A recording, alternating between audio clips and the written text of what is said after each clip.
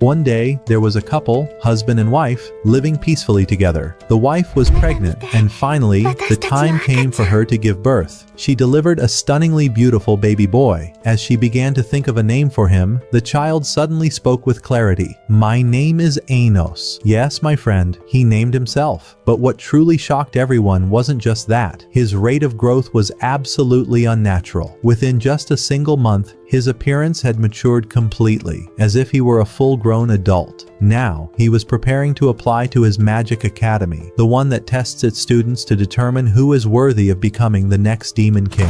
At that same moment, a girl named Misha was also on her way to apply to the same academy. As she walked, someone bumped into her, causing a letter to fall from her hand. Before she could retrieve it, Anos picked it up, read her name, and handed it back to her kindly, saying, "Be more careful with your belongings next time." And then, the two of them continued on toward the school gate. From a distance, Misha's father was cheering her on, and Anos's family was cheering as well. Though their behavior seemed a little strange, their support was genuine. While Anos and Misha were talking, a boy appeared at the school gate. He began shoving them, mocking their origins, belittling them for not being from a noble bloodline. But neither Anos nor Misha paid him any attention. They simply walked past him as if he didn't exist. That only made the boy angrier. He shouted at Anos, "I'll put you in your place. How dare you walk past me without even looking?" He began conjuring flames in his palm, preparing to attack, but with a single puff of breath, Anos extinguished the fire, leaving the boy stunned. Enraged, the boy screamed again, trying to use all his magical power to kill Anos. But our hero simply raised a hand and said, "Stop shouting." The boy froze instantly, and Anos walked away without so much as a glance. They entered the academy, and the entrance tests began. First were the verbal questions, then the magical energy measurement, and finally, the duel. Anos answered all the questions flawlessly. When it came time to measure his magical power, the crystal that gauged it shattered completely. No one could believe what they were seeing. Not even you, my friend. But trust me, in time, you'll understand everything. As for Misha, her magical power also surpassed that of most other students, which impressed Anos greatly. Then came the duel. Anos would be facing none other than the same boy who had tried to provoke him at the gate. This boy had used his family's influence to force a match with Anos, thinking he could take revenge for his humiliation. With arrogance, he declared, "You dared insult a noble like me and expect to get away with it? I'll show you who I really am. I'll crush you." But Anos, bored of his yelling, attempted to silence him with a spell. It had no effect. The boy was wearing a magical armor resistant to such attacks. Thinking himself clever, he drew his sword and continued taunting our hero. Anos extinguished the fire again and said with a smirk, "You have no idea how vast the difference between us is. This duel is like a battle between an ant and an elephant. You're not even worthy of being on the same field. I won't move a single step, and if you manage to scratch me, then you win." The boy, enraged by the insult, charged at Anos. But suddenly blood began to gush from every part of his body. Not from any spell, no, just from the heartbeat of Anos. The boy was brutally beaten without a single move from Anos. He collapsed under the pressure and lost. And just like that, Anos achieved the highest scores and passed the test with ease, but his opponent's older brother had witnessed everything. Fury burned in his eyes, and he swore vengeance against Anos. The school day came to an end, and Misha had also performed well in her exams. She went outside to meet Anos and told him everything that happened. He asked about her results, and then invited her to dinner at his home. She accepted. He took her with him, and when they arrived, his mother eagerly asked about his day. Upon hearing his accomplishments, she was overjoyed. She then asked about the girl with him, and he replied, "She's my friend. Don't worry." The mother nearly exploded with happiness. "In just a month since your birth, you've grown, entered a magic academy, and on your first day, you bring home your bride? Incredible." She called for his father, and the two parents celebrated together. They were a little crazy, my friend. Everyone sat down, got to know Misha, and shared dinner together. The atmosphere was warm and filled with laughter. Misha loved this family. She felt comfortable, welcome, truly happy. At the end of the day, Anos offered to walk Misha home. As they walked, she began talking about her family and her sister, whom she rarely saw. But before she could finish, boom, a spatial spell suddenly trapped them, forming a magical dueling arena around them. Emerging from the darkness was the older brother, the same one who had sworn revenge earlier that day. He was shouting with excitement, thinking this was his chance to restore the family's honor. He grabbed his wounded brother by the neck and growled, "After losing to trash like that, you're no longer worthy of our noble bloodline." And with that, he hurled him aside. He then turned to Anos with burning fury and ordered his underlings to attack with magic. But imagine this, my friend. They couldn't even touch him. Anos activated his demon eyes and destroyed their spell effortlessly. He looked at them mockingly and said, "You really thought I'd fall to clowns like you? Come on, give it everything you've got. Maybe you'll join your brother soon." The older brother, now consumed with rage, gathered all his magical energy and roared, "This is Demon King class power. It will obliterate anyone in its path. Now, die and disappear." But suddenly, boom, Anos stood there, perfectly fine, and said, "Nice power. It might affect anyone, except its owner." Then he added, "And since you've caught my interest, here, have this." With that, Anos unleashed a special spell that resurrected the younger brother. As a zombie, he infused him with even greater power than before and said, "Go get your revenge, little brother." The revived younger sibling leapt at his older brother, screaming, "Why did you kill me? I'll finish you myself." The older brother tried to resist, to fight back, but he was powerless. Blinded by revenge, the younger brother attacked relentlessly. They remembered their final moments together and died side by side. But do you really think Anos would leave it at that? No, my friend. Boom. He cast a legendary resurrection spell and brought them both back to life. Naturally, everyone was shocked. They asked, "Who are you? How did you do that?" Anos simply smiled and replied calmly, "I am the founder." Then he added with confidence, "And it seems you want to hear my story, my friend. So focus and let me tell you everything." Over 2,000 years ago, there existed a demon king who obliterated all of his enemies. He slaughtered humans, sorcerers, and spirits alike. None dared to stand in his way. He was known as the Tyrant, a title well earned, for he had grown weary of war, weary of killing, weary of battles and bloodshed. And so he forged a plan with the hero Canon, a man whose strange sacrifice for humanity both shocked and intrigued him. Though he had once isolated the kingdoms, Anos finally understood his intent and said to him, "If we ever meet again in another time, we shall be friends." And indeed, 2,000 years later, that very king was reborn, but into a world where war no longer existed. Yes, my friend, Anos was born once more, carrying the same traits, the same overwhelming power he once held. However, his magical energy had yet to reach even 1% of what it once was, and for that reason, he chose to remain in hiding, for now, avoiding unnecessary conflict. In the present day, Anos headed to class alongside Misha, where they awaited the instructor's arrival. She soon entered and began explaining the fundamentals of magical circles, then displayed one before the students and said, "Whoever can replicate this circle shall be acknowledged." Anos, having grown tired of this nonsense, said, "And what if I point out a flaw in it? What would you do then?"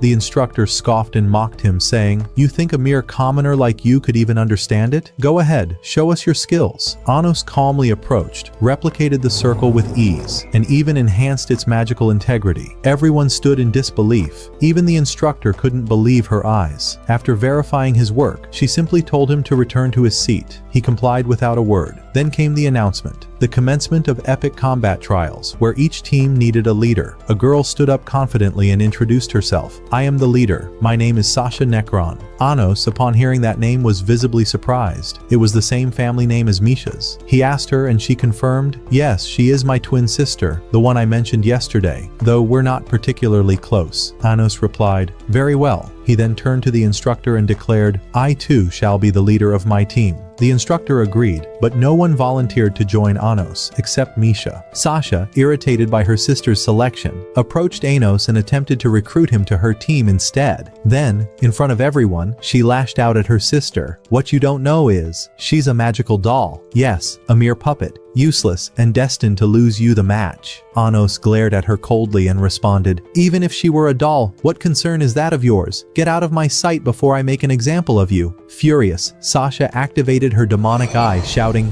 "I'll show you who I really am." But Anos too activated his own demonic eye and crushed her power in an instant. "Know your place, girl." He turned and walked away. The students were left speechless. Sasha, the class star, had just been humiliated by an ordinary boy, one not even of noble blood. The school day ended. As Anos and Misha were heading home, Sasha appeared at the gate. She said, "You've caught my attention. Let's duel. If you win, I'll join your team and serve under you. But if I win, you'll join mine and follow my every command." Anos replied with calm confidence. "Agreed. Just don't come crying later." "Deal," she answered. The match was set. Both teams gathered in the forest and confirmed the rules. Each team would build a fortress, and the first to destroy the opposing team's fortress would be the winner. Sasha and her team began constructing their pristine white fortress, pouring their efforts into its design and defense. Meanwhile, Misha crafted the main fortress and placed 3 decoys to confuse the enemy about which was real. Sasha, on the other hand, fortified her fortress with magical barriers, hoping to block Anos from direct entry. But as her team discussed strategies, Anos appeared, right in the middle of the field, walking forward with unshaken confidence, as though the barriers were meaningless. "Does this idiot really think he can walk through the barrier?" one of them whispered. But they didn't know who they were dealing with. Anos, demon king of tyranny. Without pause, he grabbed the magical barrier, shattered it with his hand, lifted the entire fortress effortlessly with one arm, spun it in the air, and hurled it away, destroying it completely. Sasha and her team were stunned. What is this overwhelming power? Are we about to lose?" Sasha shouted. "There's only one option left. The legendary magic cannon. Nothing can withstand it." "But we've never succeeded in activating it before," someone warned. "This time we will. Trust me," she insisted. They gathered all their magical energy into the weapon. Sasha focused hers into her eye and launched a devastating magical blast, one that bent the very fabric of nature and aimed straight at Anos. He smiled. "Impressive. Now, try this." With a mere flick of his finger, he obliterated everything. The blast, the barriers, the remaining fortresses. Nothing remained. He walked up to Sasha and asked, "Still want more?" She gasped, exhausted. "No, I lost." Misha ran to her sister in concern, but Sasha pushed her away. She then looked to Anos and said, "Fine, we're part of your team now, but don't think you're better than me just because you won today. Tomorrow my power will grow. Once I fully master my eye, I will defeat you." Anos smiled. "Sounds good. In fact, I like your eye. I'd love to see how much stronger it becomes." Sasha's face turned red, her cheeks flushed. She seemed to be falling for him. Later that evening, they returned home. Anos's mother could hardly believe it. "So, yesterday you brought home a bride, and today another one? Your father couldn't even pull that off." They sat together, ate dinner, and the mood was joyful and full of laughter. At the end of the day, Sasha reconciled with her sister Misha, and the two returned home together. Anos escorted them, and both girls were glowing with happiness. The next morning, they returned to school. Today's lesson was to explore the Demon King's castle. But before the class began, one of the 7 generals entered the room. His name was Melheis. The instructor quickly warned Anos, "Do not cause any trouble with Melheis. He does not tolerate foolishness." Anos replied, "Understood." Melheis entered, greeting the students. "Greetings everyone," but Anos responded directly, "How are you? It's been a while." The instructor nearly fainted in panic, immediately apologizing. But Melheis ignored her and asked, "What do you mean?" Anos said, "You don't recognize me?" He stepped forward, touched Melheis's head, and cast a spell. "Your memory's been erased, hasn't it?" He then released him and returned to his seat. Melheis felt something strange about Anos, but resumed teaching. He introduced the class to a special kind of magic. After the lesson, Anos approached him and asked, "How could you forget your master's name?" Melheis replied, "Something happened 2,000 years ago. I lost my memories. Today, I know only one demon king, Avos Dilhevia." Anos understood. The truth had been tampered with. History had been rewritten. He said, "Very well, Melheis. We'll continue this conversation later." And indeed, the instructor arrived and presented Anos with the leadership badge. A new mission had been entrusted to him inside the demon castle. He immediately gathered his team, Misha and Sasha, and together they stood before the castle gates. There, the instructor was waiting to explain the mission details. She said the castle was filled with treasures and weapons, something out of a dream, and that everything they found inside would carry great value and earn them the highest grades. Yet the most precious item in the castle was the Demon King's scepter, whose location had remained a mystery to all. Everyone grew excited at her words and rushed inside to gather what they could. Everyone except Anos, who stood still, completely calm.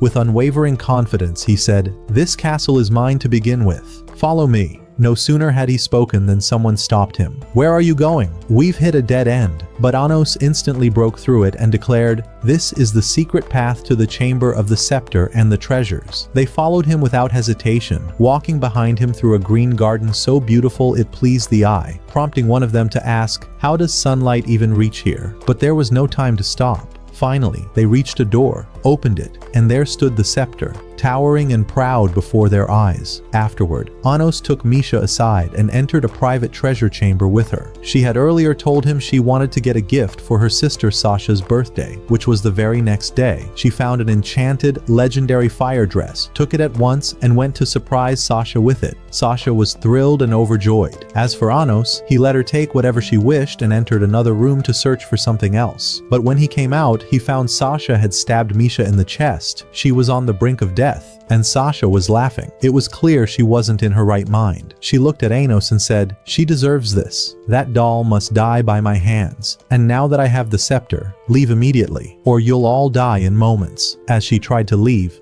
Anos stopped her. "Leaving this easily? Stay right where you are." Sasha threatened him. "If you don't let me go now, not only will you die, but you won't even make it in time to save her." He replied, "Die? I healed her the moment I saw what happened. Now tell me, why did you do this?" He knocked her to the ground and Sasha fell. Misha regained consciousness and unexpectedly approached her sister to see what was wrong. But Sasha lashed out at them, grabbed the scepter, and ran out. Anos turned to Misha and asked her to explain what was happening. She began to tell the full story so that no misunderstanding would remain. Sasha never had a sister. Melheis had performed a cloning spell, creating a duplicate of her. I am that duplicate. I lived in a different body, led a different life, grew stronger, but we were destined to die at the age of 15 and merge into one being, one with extraordinary abilities. I always knew this day would come, that I'd vanish from this world. But during the little time I had,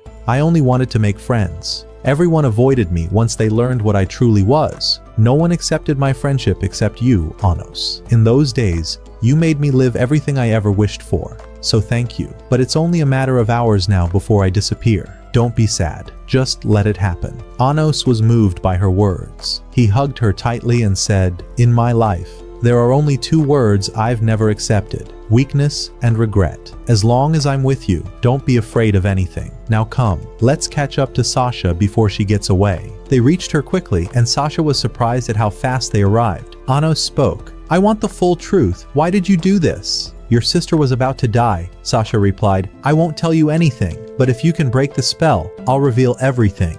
She threw the scepter aside and began to sing. She spun through the room, performing a powerful enchantment that stunned Anos with its brilliance and precision. When she finished, Misha was standing on the other side. In that moment, Anos understood everything. Yes, he realized that Sasha loved her sister more than anything in the world. She had done everything to make her hate her because the spell required one condition: the other body must be seen as the original, and the fusion would occur in that body. Sasha wanted her beloved sister to be the original, so she herself would vanish from existence. But for that to work, Misha had to hate her. That's why Sasha insulted her, humiliated her, pushed her away, day after day, just to make her hate her and ensure her survival. Sasha completed her spell, joyful and broken at once, thinking this was their final goodbye. But the spell failed, because Misha, despite it all, still loved her only sister. She said, "Even after everything, I know exactly what's in your heart. I'm not angry with you." Sasha broke down in tears. "Why? I decided to die and let you live," Misha answered. "Because you mean more to me than anything. I won't let you die." They embraced in an emotional scene while Anos stood silently, watching. Then suddenly he said, "Who said either of you has to disappear? I won't allow it." Sasha cried out, "That's impossible. How can you separate a spell that's lasted over 14 years? You can't." Anos replied, "If it's a matter of time, I'll rewrite it. You were originally two separate bodies. To restore that, I'll perform a spell that separates the clone from the real body and returns everything to how it was." The two girls felt a surge of hope and asked, "What should we do?" He answered, "Just look into my eyes and leave the rest to me." He stepped closer and began to chant a tremendous spell. But suddenly, Melheis appeared and stabbed Anos in the heart with a sword. Thinking he had ended him, he laughed, certain he had won. But against Anos, the Demon King, Anos stood back up, pulled the sword from his heart, tossed it aside, hurled Melhis against the wall, and said, "You thought you could kill me by piercing my heart? How foolish." Then he activated his spell. Time stopped, and he traveled back to the past, intent on rewriting history. But the spirit of time appeared to punish him, declaring, "The punishment for tampering with time is death." It extended its hand and revived Melhis, granting him the power of time. The spirit shouted, "Go forth, Melhis!" Melhis grew stronger and attacked Anos recklessly, but Anos cast a protective shield and blocked it. Just when Melhis thought he had the upper hand, Anos struck again and defeated him. Melhis vanished, thinking he had won, but Anos appeared behind him and said, "You thought you killed me? That was death? Then now, you die." Melhis activated a massive enchantment and froze time completely. Even the two girls were suspended, but he didn't know. Anos doesn't stop at time. He transcends it. Anos said, "You thought I'd stand still? Are you the fool here?" He cast a spell on Melhis and humiliated him. Then, using his power, he broke the curse on the two girls, took them back to the past, separated their bodies, and restored everything to its rightful state. As for Melhis, he watched the plan he had crafted for over 2,000 years collapse entirely. Realizing he had lost everything, he tried to escape, but Anos unleashed a surge of immense power, drew his demonic sword, struck Melhis across the face and roared, "Where do you think you're going?" The blow echoed through the chamber, and everything came to an end. After that, Anos returned to the natural world and used a drop of his own blood, a drop powerful enough to summon Misa once more, but this time as his servant. He questioned her about everything that had transpired and discovered that someone had been manipulating his magical karma, the very person responsible for executing this entire scheme. Apparently, this same individual had erased the name of the demon king Anos from history and replaced it with Avos Dilhevia. At that moment, Anos simply said, "Very well." Just then, the girls returned. They couldn't believe their eyes when they saw him alive and unharmed. Tears of joy streamed down their faces, unable to grasp that the nightmare of 15 years had finally ended. Their happiness was indescribable. Even Anos himself was deeply moved. He gave Misha a present and gently said, "Happy birthday." She smiled brightly and thanked him, and Sasha expressed her gratitude as well. The atmosphere was filled with joy and warmth. The next day, everyone headed back to school for the weapon evaluation. Anos's team was supposed to have secured the scepter, which meant they deserved a full score of 100%. However, the school informed them that the scepter had been stolen prior to evaluation, so they would only receive a score of 70. Upon hearing this, Sasha lost her temper and exclaimed, "We're not the ones at fault. You're the ones who lost the scepter. We deserve full marks. Or is it because our team leader isn't of noble blood?" But the school refused to respond, and the students were mocked and humiliated by their peers. At that point, a girl named Misa stood up in their defense. "This school thrives on class discrimination. Wake up and see it for what it is," she shouted. But her words were met with laughter and even more ridicule. One student in particular sneered, "Seems like they stole the weapon just to avoid failing the test." Anos, calm and collected, replied, "Is that so?" He then walked toward the boy, activated his demonic eye, and said, "As for the scepter, it's right here." He extracted the scepter from within the student's body, right before everyone's eyes, and handed it to the faculty. "Next time, if you want to hide something, pick a place I can't reach," he said, before walking away. The entire school was stunned into silence, and even the teacher could do nothing but immediately start the next lesson. Swordsmanship. Before the lesson began, Anos was standing with the girls chatting, when Misa entered to thank him. "I don't know how to thank you. You exposed the truth, and I truly admire you. Your way of thinking, your strength. I am certain that you are the real Demon King." Anos blinked, surprised. "Huh? What makes you say that?" Misa then took them to their secret base and revealed everything. The place was known as the Anos Fan Union, a gathering of students who considered him their rightful king, no matter what the world said. She led him upstairs and showed him a broken half of a sword. It was a gift from her father, a noble demon who had abandoned them because he had fallen in love with a spirit. Her mother was not of pure demon lineage, and ever since then, he vanished without a trace. Because of her mixed blood, Misa was treated as an outcast at school, just like many others. That's why she pleaded, "Please, let us join your team. Let us stand under your banner." Anos admired their resolve and said, "Very well, but you must prove to me that you're worthy to stand by my side." They all agreed enthusiastically, their spirits burning with determination. Swordsmanship class began. Each student was tasked with pulling a sword from the earth, swords infused with powerful energy that only those with advanced swordsmanship could lift. Misha and Sasha struggled, unable to move a thing. Ano simply laughed at them. Sasha snapped, "What are you laughing at? You haven't pulled anything out either." He smirked. "You think I'm the one who should walk to the sword? Come, watch this." And just like that, the sword emerged from the ground on its own and flew into Anos's hand. The students and teachers stood in shock at his power. At that same moment, another student, Ray, succeeded in drawing his own sword as well. The instructors approached to evaluate their skills, but before they could proceed, Anos and Ray easily defeated the magical emperors who had been observing them from afar. Afterward, they exchanged names, sensing an unspoken rivalry between them. Ray, instead of joining the team of nobles, walked straight up to Anos and declared, "I want to be on your team. I want to be one of you." The entire school was stunned. "You want to join a team without noble blood? Have you forgotten your noble heritage?" they asked. But Ray responded, "If Anos isn't noble, then no one in this school deserves to be called noble. My decision is final." Anos smiled at his words but added, "If you wish to join me, you must prove your spirit. Tomorrow morning, you and Misa's team will face me in battle. Show me what you've got." Morning arrived. Everyone split into teams and began fortifying their castles. Anos used teleportation magic and appeared directly before Ray to confront him. Sasha attacked the girls with a massive stone golem. The battle had begun, but Anos said to Ray, "Those girls wouldn't have summoned that golem without your help. You must have provided them with your magical energy." Then he added, "Very well, since you've lowered your power, I'll fight you with this," picking up a tree branch from the ground. Ray felt insulted. The duel began. Their strikes so powerful they split the ground beneath them. Meanwhile, the girls united and launched a magical cannon, destroying the golem. Believing they had won, they celebrated.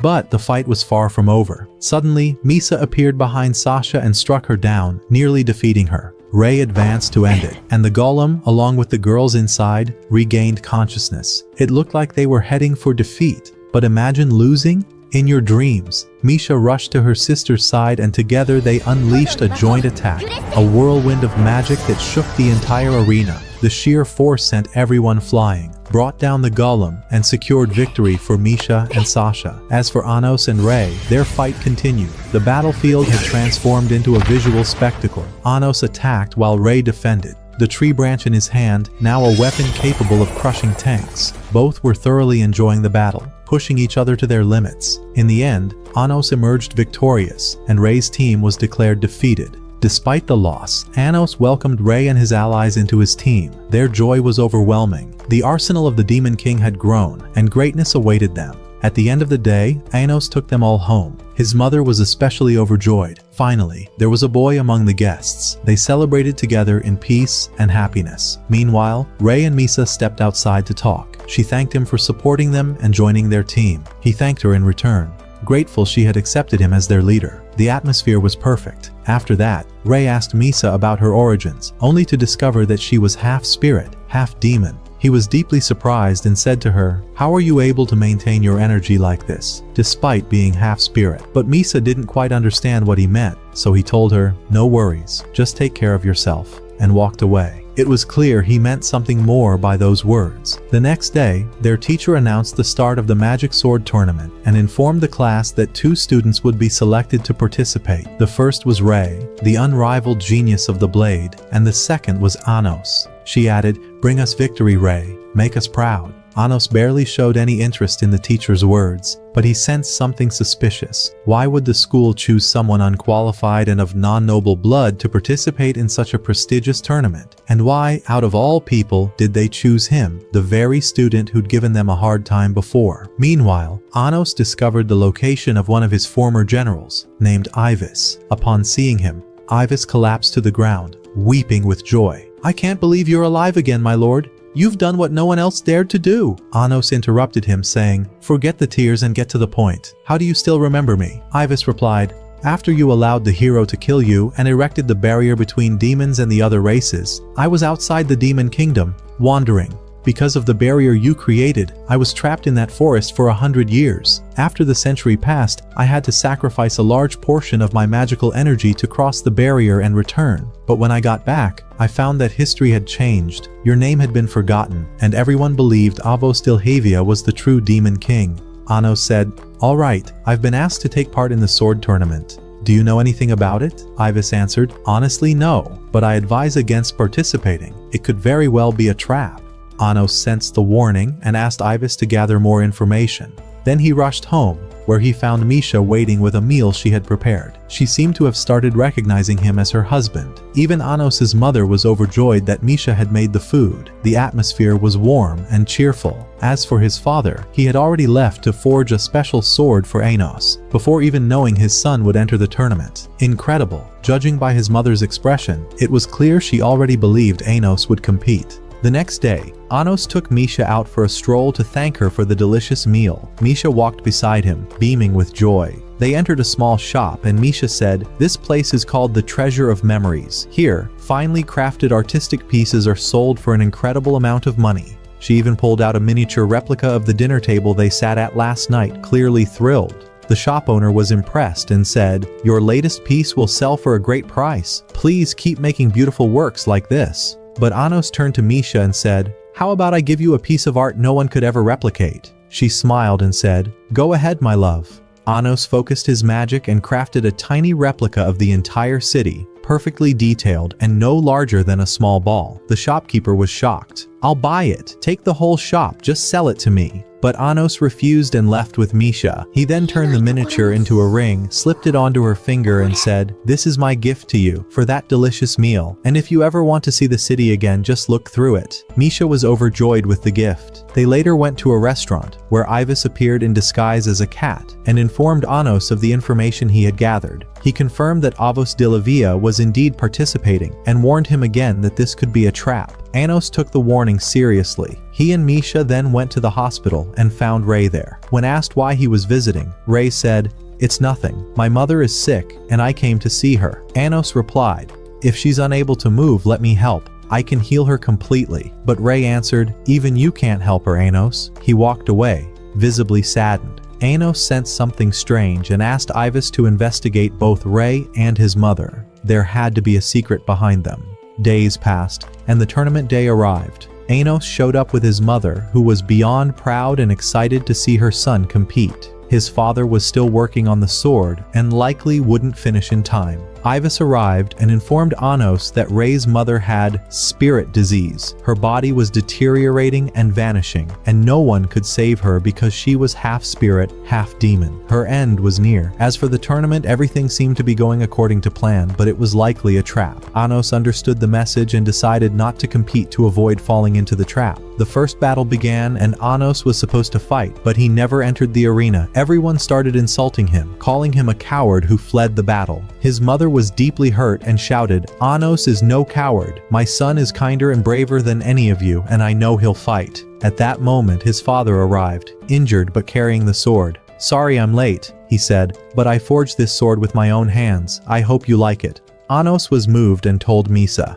"I've decided to fight. If it's a trap, I'll smash through it. If there's an obstacle, I'll crush it. I won't back down from someone who hides his face like a coward. What I want most right now is to see the joy in my parents' eyes when I enter the arena." And so, Anos made a grand entrance and said to his opponent, "Sorry for the delay, but I'll finish you in a single minute." Everyone was stunned by his boldness, thinking he was joking. But Anos wasn't joking. He humiliated his opponent, effortlessly deflecting all his attacks, even counting the seconds mockingly. When the opponent launched his most powerful attack, Anos crushed it with ease and said, "Your time's up, my friend," before finishing him off with a single devastating strike. The crowd erupted in cheers. Girls sang his name and screamed with joy. His parents were overflowing with pride.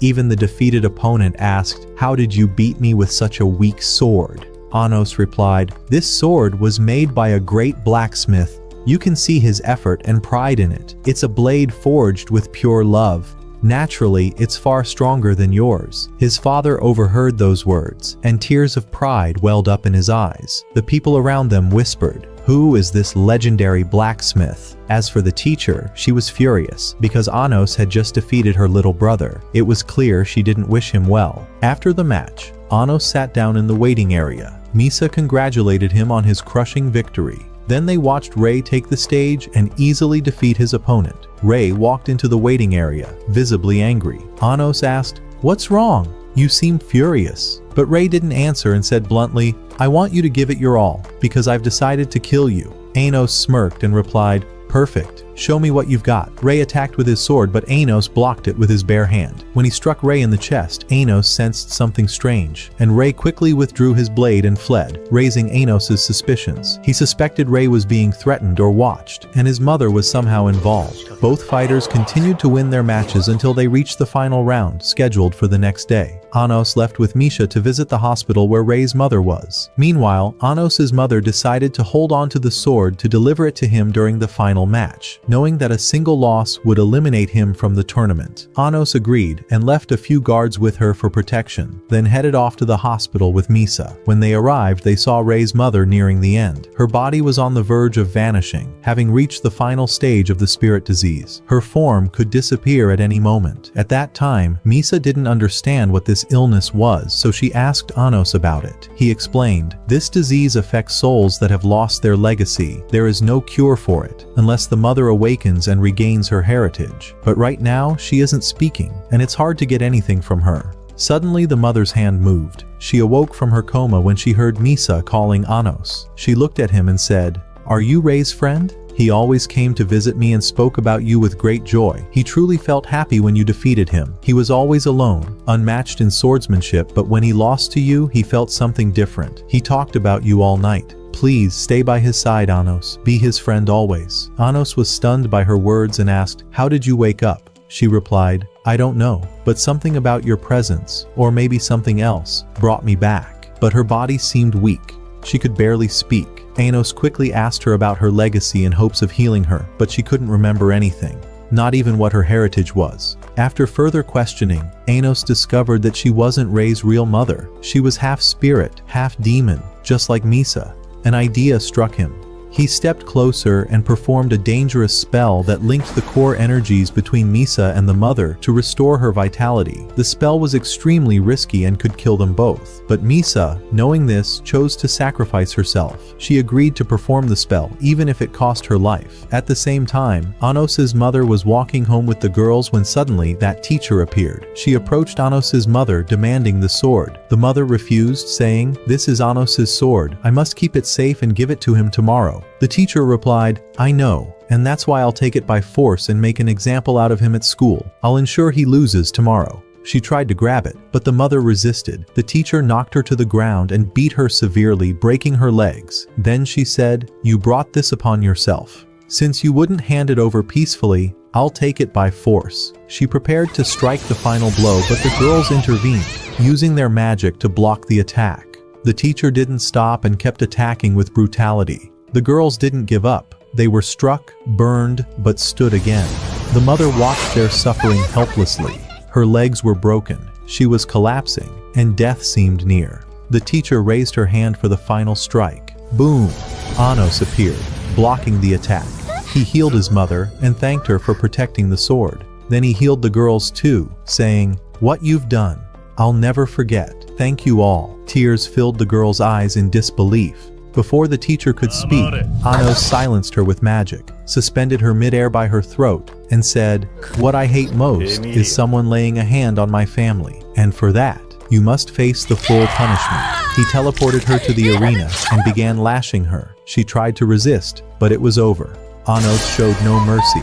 Meanwhile, Misa was still with the mother when Rei arrived. Seeing her standing there, he grew suspicious and raised a dagger to her neck. She quickly explained everything, without mentioning Anos, and said, "I'm sharing my legacy with her. It's almost complete." But Rei struck her, knocking her unconscious, saying, "If you'd continued, you would have died. Thank you for everything." He then sat by his mother, shocked to hear her speak. She thanked him for all he had done. Rei couldn't believe it. He asked, "How are you talking? What happened?" She replied, "I want you to leave me and live your life. Smile again." She recalled the past, how she had found and raised him. "Life with you gave me all I ever wanted. Take care of yourself. Don't worry about me." Rei listened, filled with sorrow. Afterward, he left to prepare for the match. Anos arrived at the scene after Rei had left. He saw Misa unconscious and realized there was little hope of saving her today. As dawn broke, Anos and Rei prepared for their duel. The air was filled with excitement. It was a decisive battle. Anos and Rei entered the arena, greeted each other, and began fighting. But suddenly, Anos heard a voice in his head. "The bracelet on your arm is draining your magic until you die. As for Rei, his heart is sealed. If he loses, he'll be executed, and his mother humiliated. You have two choices: forfeit and run, or fight your friend and watch him die. Choose, hero. Anos realized the danger and said, "All right." The fight began. Their strikes were incredibly fast. The crowd watched in awe. Rei said, "I know you're in trouble. Your bracelet is different from mine. It's devouring your energy. The nobles asked me to prolong the fight and kill you once you're drained. But I won't do it. Yes, my mother may die. I may die too. But I won't sacrifice you, my friend." Then he stabbed himself, breaking the seal on his heart. "I have less than an hour to live. Let's fight seriously and see who's stronger, my friend." Anos was moved. "Well done. That's what I expected from you. Forget everything. Focus on the fight. I'll give you the thrill you deserve." The real battle began. Strikes flew from all directions. Rei was enjoying himself. He even managed to wound Anos's arm. Anos struck back. The clash continued until both were exhausted. Rei could barely stand. He said, "Shall we end this?" Anos nodded. "Agreed." They charged at each other. Everyone waited for the result. Rei managed to slice Anos's arm, but his own sword shattered. Anos had won. Rei was presumed dead. But then, the ground shifted beneath him. He was transported to a strange place, where the owl transformed into Ibis. Ibis sneered. "Finally, you've come so I can kill you. At last, I'll have the chance to destroy you." Anos replied, "Who do you think you are? You really believe you can do anything?" Ibis said, "Haven't you realized? Over 90% of your magic has been drained. You've already been sentenced to death, Anos." He opened a portal and summoned two demons to finish the job, but suddenly, their heads were severed. It was Rei. He had regained consciousness. It turned out everything was part of Anos and Rei's plan. Anos's strike wasn't fatal. It was to destroy Rei's bracelet and save him. Ibis smirked. "I knew you'd do that. Don't worry, I came prepared." He revealed Rei's mother bound and threatened, "If you won't kill him, I'll kill your mother right now." Anos and Rei dashed forward to save her. That was exactly what Ibis wanted.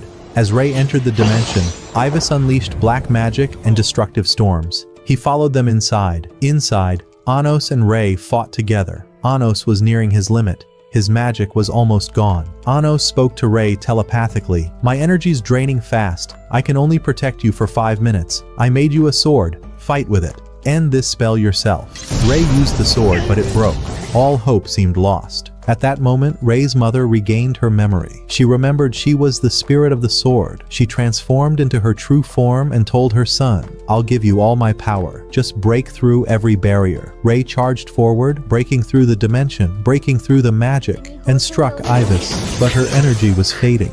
She said her final goodbye and vanished, wishing her son a safe future. After Anos witnessed what had happened, his excitement surged as he declared, "There's no turning back now." Boom! He activated his power and transported himself to where Ibis was, trapped in the sealed world, muttering as he arrived, "Where are you, coward? Do you think you can run from me? I swear, I will tear you apart." Ibis responded with an immediate attack, surrounding Anos with his signature dark energy, believing he had claimed victory. But Anos shattered the assault effortlessly and said coldly, "Do you truly believe that pathetic bracelet of yours drained my power? Who do you think can defeat me, the Demon King himself?" Boom! Anos unsheathed his sword and launched at him, while Ibis desperately retaliated with all he had. But it was already over. His fate was sealed. Anos struck a blow that severed Ibis's leg and sent him crashing to the ground. Ibis attempted a counterattack but failed, and Anos delivered a decisive strike to his head,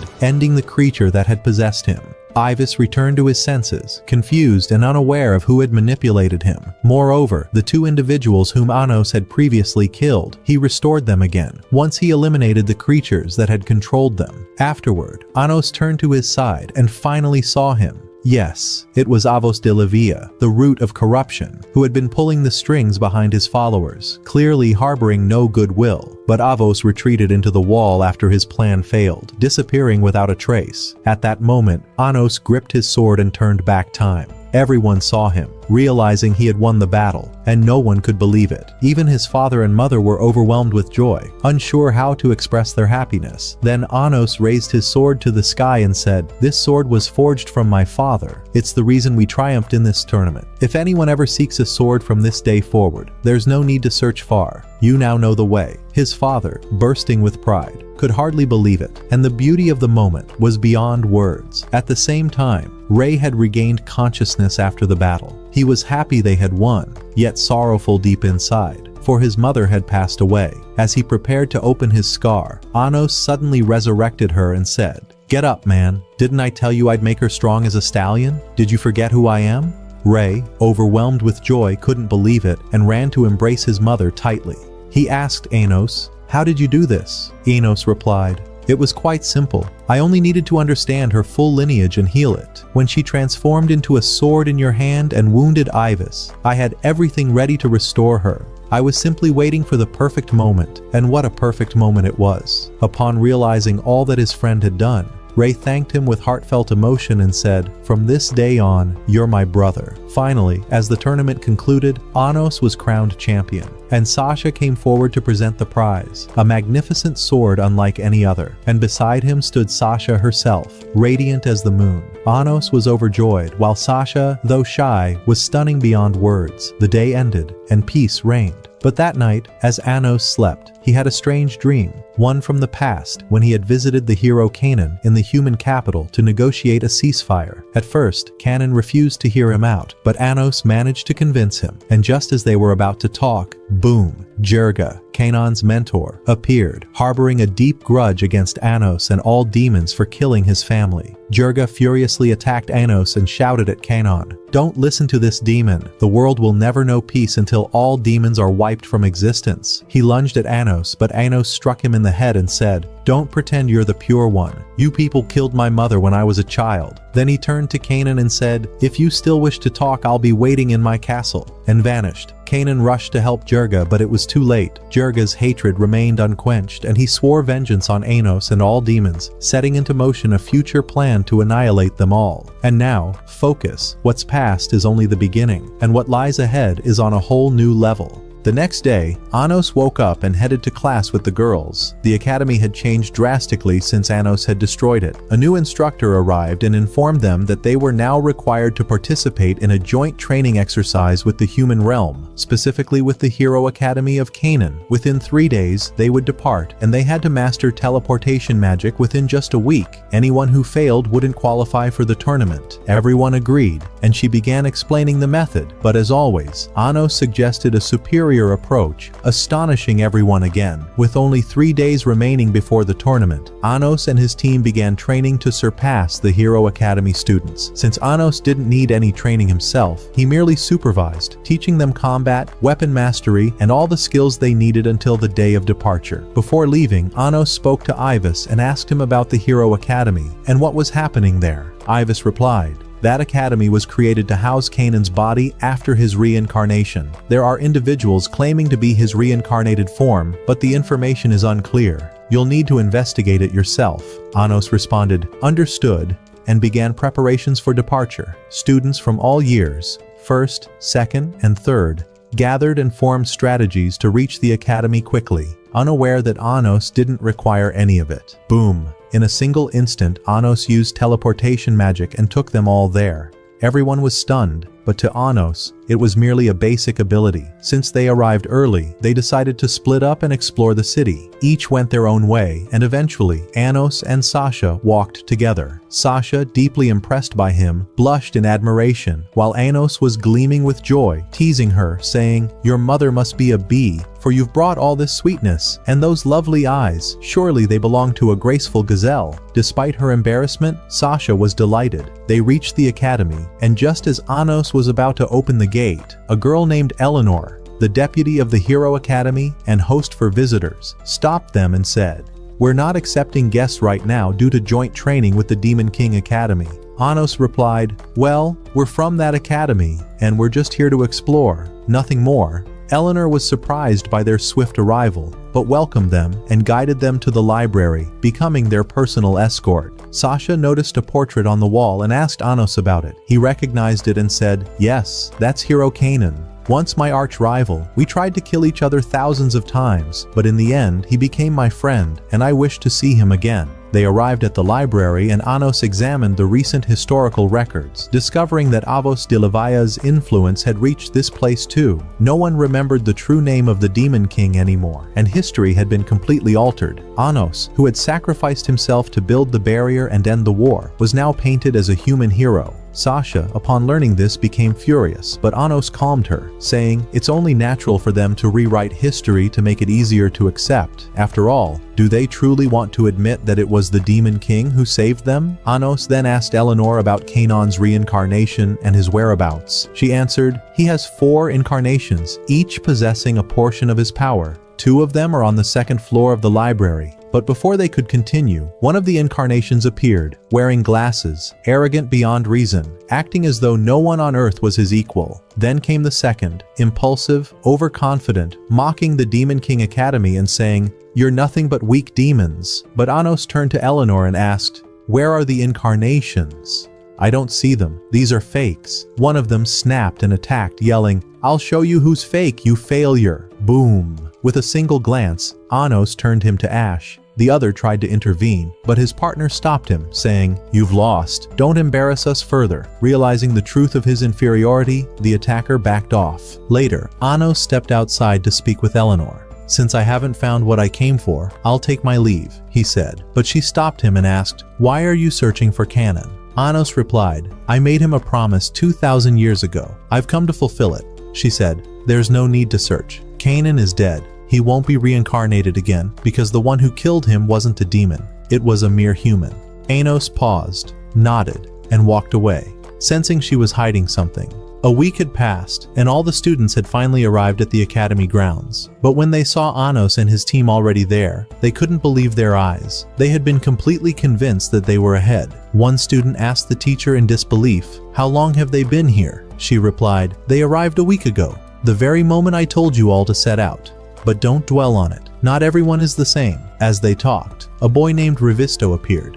He was the highest-ranking student in the 3rd year. He approached Anos and said provocatively, "I don't understand how you got here before me. It took me 2 full days. But no matter, the truth will soon come out, and we'll see what trick you pulled." Anos had no desire to argue. He simply replied, "Very well," and walked away. At last, all the students gathered for the opening ceremony and orientation event. A distinguished man stepped onto the stage. It was the director of Hero Academy, who looked extremely proud of his students. He presented before everyone the first incarnation of the hero Kanon and showcased his extraordinary skills. The incarnation used his magic to restore an old battered sword and made it look brand new. Then, with impeccable precision, he struck a target and destroyed it completely, astonishing the audience. But Demon King Academy wouldn't just stand by. In response, they brought out Revisto, asking him to use his magic to transform a tiny mouse into a giant beast. But no matter how hard he tried, nothing happened. All the students saw it with their own eyes and they began laughing and mocking him. But would Anos let him be humiliated like that? Never, my friend. He stood up suddenly, pointed at the mouse, and with a snap of his fingers, boom, the mouse turned into a giant. Then he turned to Revisto and said, "You placed a barrier on your spell when you reforged the sword, thinking that makes you powerful or skilled. But in truth, all you have is emptiness. As for that sword you made, allow me to show you what a real sword is." And boom. Anos forged a radiant holy sword, one that dazzled everyone with its brilliance and power. Even Ego, the head of the school, couldn't believe his eyes. In that moment, Anos restored the honor of the Demon King Academy. The tension began to settle down, but Revisto, who had just been humiliated, only grew more enraged, as if he had no intention of letting this slide. Later, Anos returned to his room to receive the information he had requested from Ivis. He asked if Kanon had truly been killed by a human, but Ivis denied it, saying he had searched every historical record and found no proof to support that claim. He added, "But I did find something strange. While searching for information about the hero Kanon, I found a legend that says, when darkness returns to the land and murder rises once more, you must place your trust in him. Yes, he will return and protect you again." It seems that by darkness, they meant you, my lord, Anos, and by light, they meant the hero Kanon. Anos began to sense that Eleanor was hiding something, so he told Ivis, "Understood." That evening, he went out for a walk with the girls. The mood was wonderful. Meanwhile, Ray and Misa were walking together as well. Ray thanked her for sacrificing herself for his mother before. She replied, "No need. Don't trouble yourself over it." They kept strolling and laughing the night away, and eventually, Rei took out a necklace and placed it gently around her neck. She was filled with joy, utterly delighted. Seems like the bait has caught something, my friend. The next morning, the girls started asking Misa about the necklace and about Rei, teasing her. Don't forget to invite us to the wedding. At last, everyone arrived at the lake, where a new challenge would begin between the two schools. The castle trial, Hero Academy versus Demon King Academy. Who will win? The four incarnations were brimming with confidence, thinking they could easily defeat Anos and his team. But Anos, ever ready, said, let's go turn the tables. Revisto refused to participate in a team effort and told the teacher, my companion and I will handle this challenge ourselves. We are nobles and deserve the highest merit. The teacher hesitated, unsure who to choose. That's when Anos said to her, don't worry, it's all right. Revisto agreed, and the battle began. The excitement was off the charts. Revisto's team started building their castle, and so did the hero team. The atmosphere was electric, but when the demon team tried to use magic to create their barrier, nothing happened. Despite repeated attempts, the spells failed. Revisto shrugged and said, scout the area.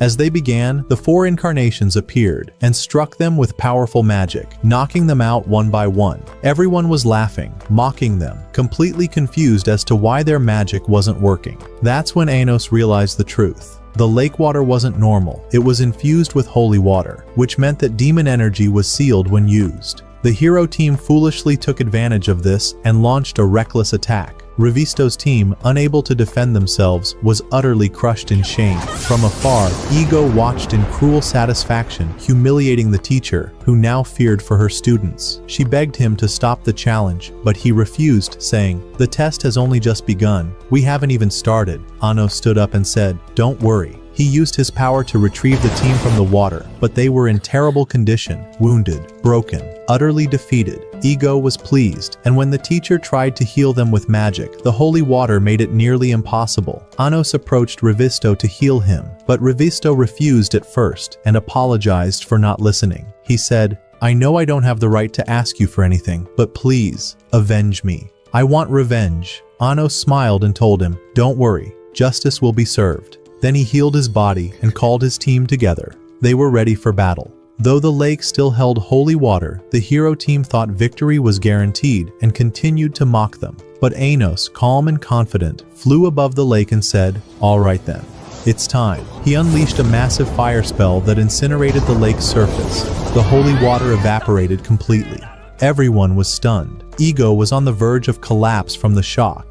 Then Anos turned to his team and shouted, let's begin the second round. The heroes rushed to the ground, fired up and ready. The real battle began. Each team took position, and the hero team quickly built their fortress, along with barriers that empowered their allies and weakened demons who entered. A fourth member joined them, Zisha, the strongest incarnation of the hero Kanon. At that moment, Misha asked Anos, what should we do? Anos went straight into action. He launched a supernatural blast toward the hero fortress, but Zesha intercepted it at insane speed, with savage force. It seemed they were in for real trouble, so Anos and his team formed a counterplan. He and Misha entered the barrier to construct their own castle. Misha was weakening under the barrier's energy, but Anos said, build the castle. I'll protect you here. Don't worry. When the other team saw Anos's confidence, they attacked him with all they had. But Anos unleashed his power. Boom! Everyone flew back and crashed. The castle was completed. Anos then assigned each member to face an incarnation in individual battles. Sasha faced one of the incarnations and stole his magic ring. He grew furious, trying to get it back with all his strength. She dodged every strike, reading his every move. Enraged, he drew his sword and landed a hit, retrieving the ring and using it to create a massive barrier trap around her. He smirked, thinking victory was his, but suddenly he collapsed, bleeding from every direction. In panic, he asked, "What did you do to me?" Sasha smiled and replied, "Did you really think you'd take the ring that easily? Now, taste a little torment." The boy couldn't believe what was happening. He shouted, "You'll stay trapped inside these barriers forever." "But do you really think that would happen, my friend? Impossible." Suddenly, Sasha activated her demonic eyes and finished him off. She then shattered all the barriers, thus eliminating the first of the 4 remaining incarnations. Now, let us move on to the next battle, Rei and the boy accompanying him. At that moment, the boy had activated gravity magic against Rei, rendering him completely immobile. He arrogantly declared, "You are now trapped within a magical domain. There's nothing you can do. Surrender, my friend, and let me slice through your body with these blades." The wound caused by this sword never heals, he boasted proudly, certain that victory was near, until Rei, unfazed, calmly severed his arm and mocked, "You really think your gravity magic can bind me? That might work on your mother, but not on me. And by the way, this sword of yours looks rather interesting. Let me give it a try myself." Shocked by his severed arm, the boy quickly regenerated it using his own powers and warned, "This sword carries a unique curse. A demon like you won't even be able to hold it." But Rei had already picked it up, without hesitation. Not only that, he seized the other sword as well, and completely turned the tables. He looked his opponent straight in the eye and smirked. "Didn't you say the blade leaves a permanent mark? Very well, let's put that to the test." And with that, he launched a relentless assault, striking him down and leaving him sprawled on the ground. Thus, Anos' team secured their second victory. Now, only Zashia remained, a ferocious girl who fought like a beast with no mercy and no hesitation. She charged at Anos with ruthless aggression. Though she was wild and dangerous, Anos stood firm, completely in control, crushing his enemies without mercy. Sensing imminent defeat, the enemy forces resorted to an amplification spell, drawing power from the entire city's inhabitants to maximize their strength. It worked. Their strikes grew fiercer and faster, pushing Anos to his limit. One of them mocked, "Even if you were the demon king who fought the hero canon 2,000 years ago, he only had the support of 100,000 people. We, on the other hand, are drawing energy from more than 10 million citizens. This power will be your end." But Anos simply smiled. "So you think having the energy of 10 million people gives you victory? All right then. Fan club, can you hear me?" The girls responded in unison. "Yes, we hear you. Sing my song," Anos ordered. "Focus all your power on it. Let's flip this battle upside down." Immediately, the girls began singing. Their voices carried an overwhelming energy that surged toward Anos, flooding the battlefield and triggering his full power. Harnessing their strength, he lunged toward his enemies with fury, knocking them down one after another. 8 enemies against the power of 10 million. It was never a fair match. The energy surged around him. The melody filled the air, and everyone stood in awe. The enemy leader couldn't believe what he was seeing. "How? You're only 8. Where is all this power coming from?" Anos answered calmly. "Their sincere feelings, the emotions from their hearts, are stronger than the emotions of the 10 million on your side. Now prepare yourself. This is the end." In that moment, the enemy stood paralyzed in despair. Suddenly, a strange voice echoed in everyone's mind. Even the girls stopped singing. Their powers vanished. Zeshia seized the moment. She gathered all her energy and charged at Anos in a reckless suicide attack, aiming only to kill him. Anos narrowly saved himself, believing the threat was over, but Zeshia reappeared and exploded. Then a third version appeared, clearly holding the source of her power. Anos grabbed the energy core, attempting to understand what was going on. Just then, he heard Eleanor's voice calling out, "Come to the sanctuary, immediately. Otherwise, this battle will never end." Anos sent Misha ahead while he tried to stop Zeshia and disable the spell. Misha reached the sanctuary, but just as she was about to enter, Iju appeared.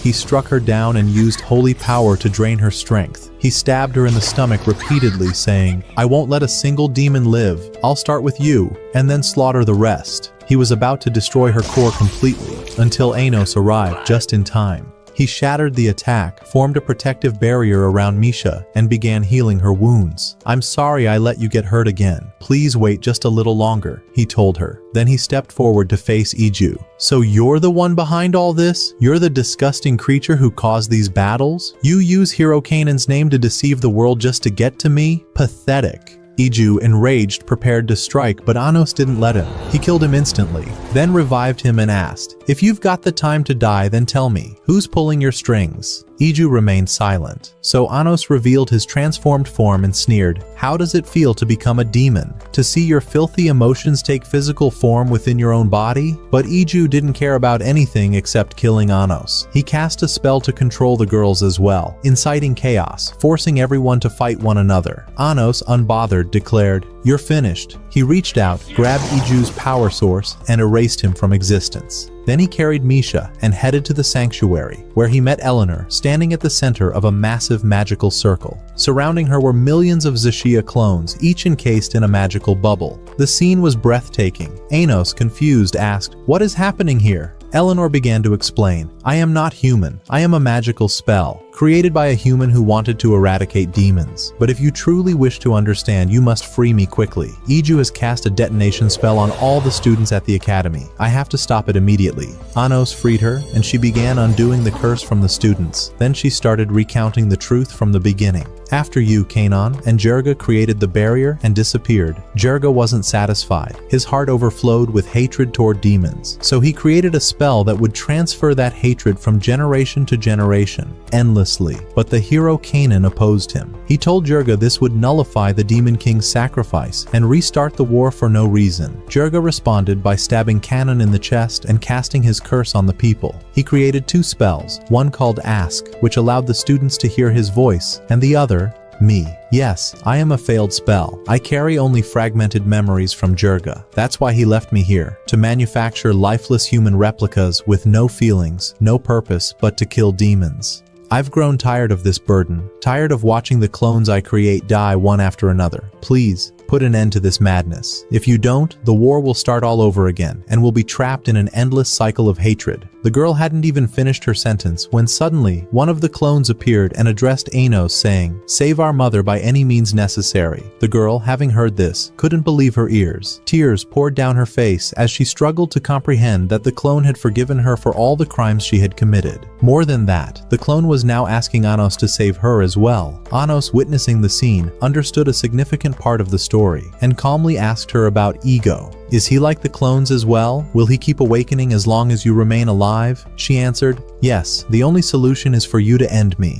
But before he could reply, Ego appeared in the area, flanked by a group of equally exhausted guards. He had returned once again to kill Anos, and suddenly, as everyone was distracted, 3 of the high-ranking demons burst into the scene. Yes, they were the last 3 remaining demon emperors, the ones under the control of Avos Dilhevia. They had come seeking the holy sword of the hero Kanon.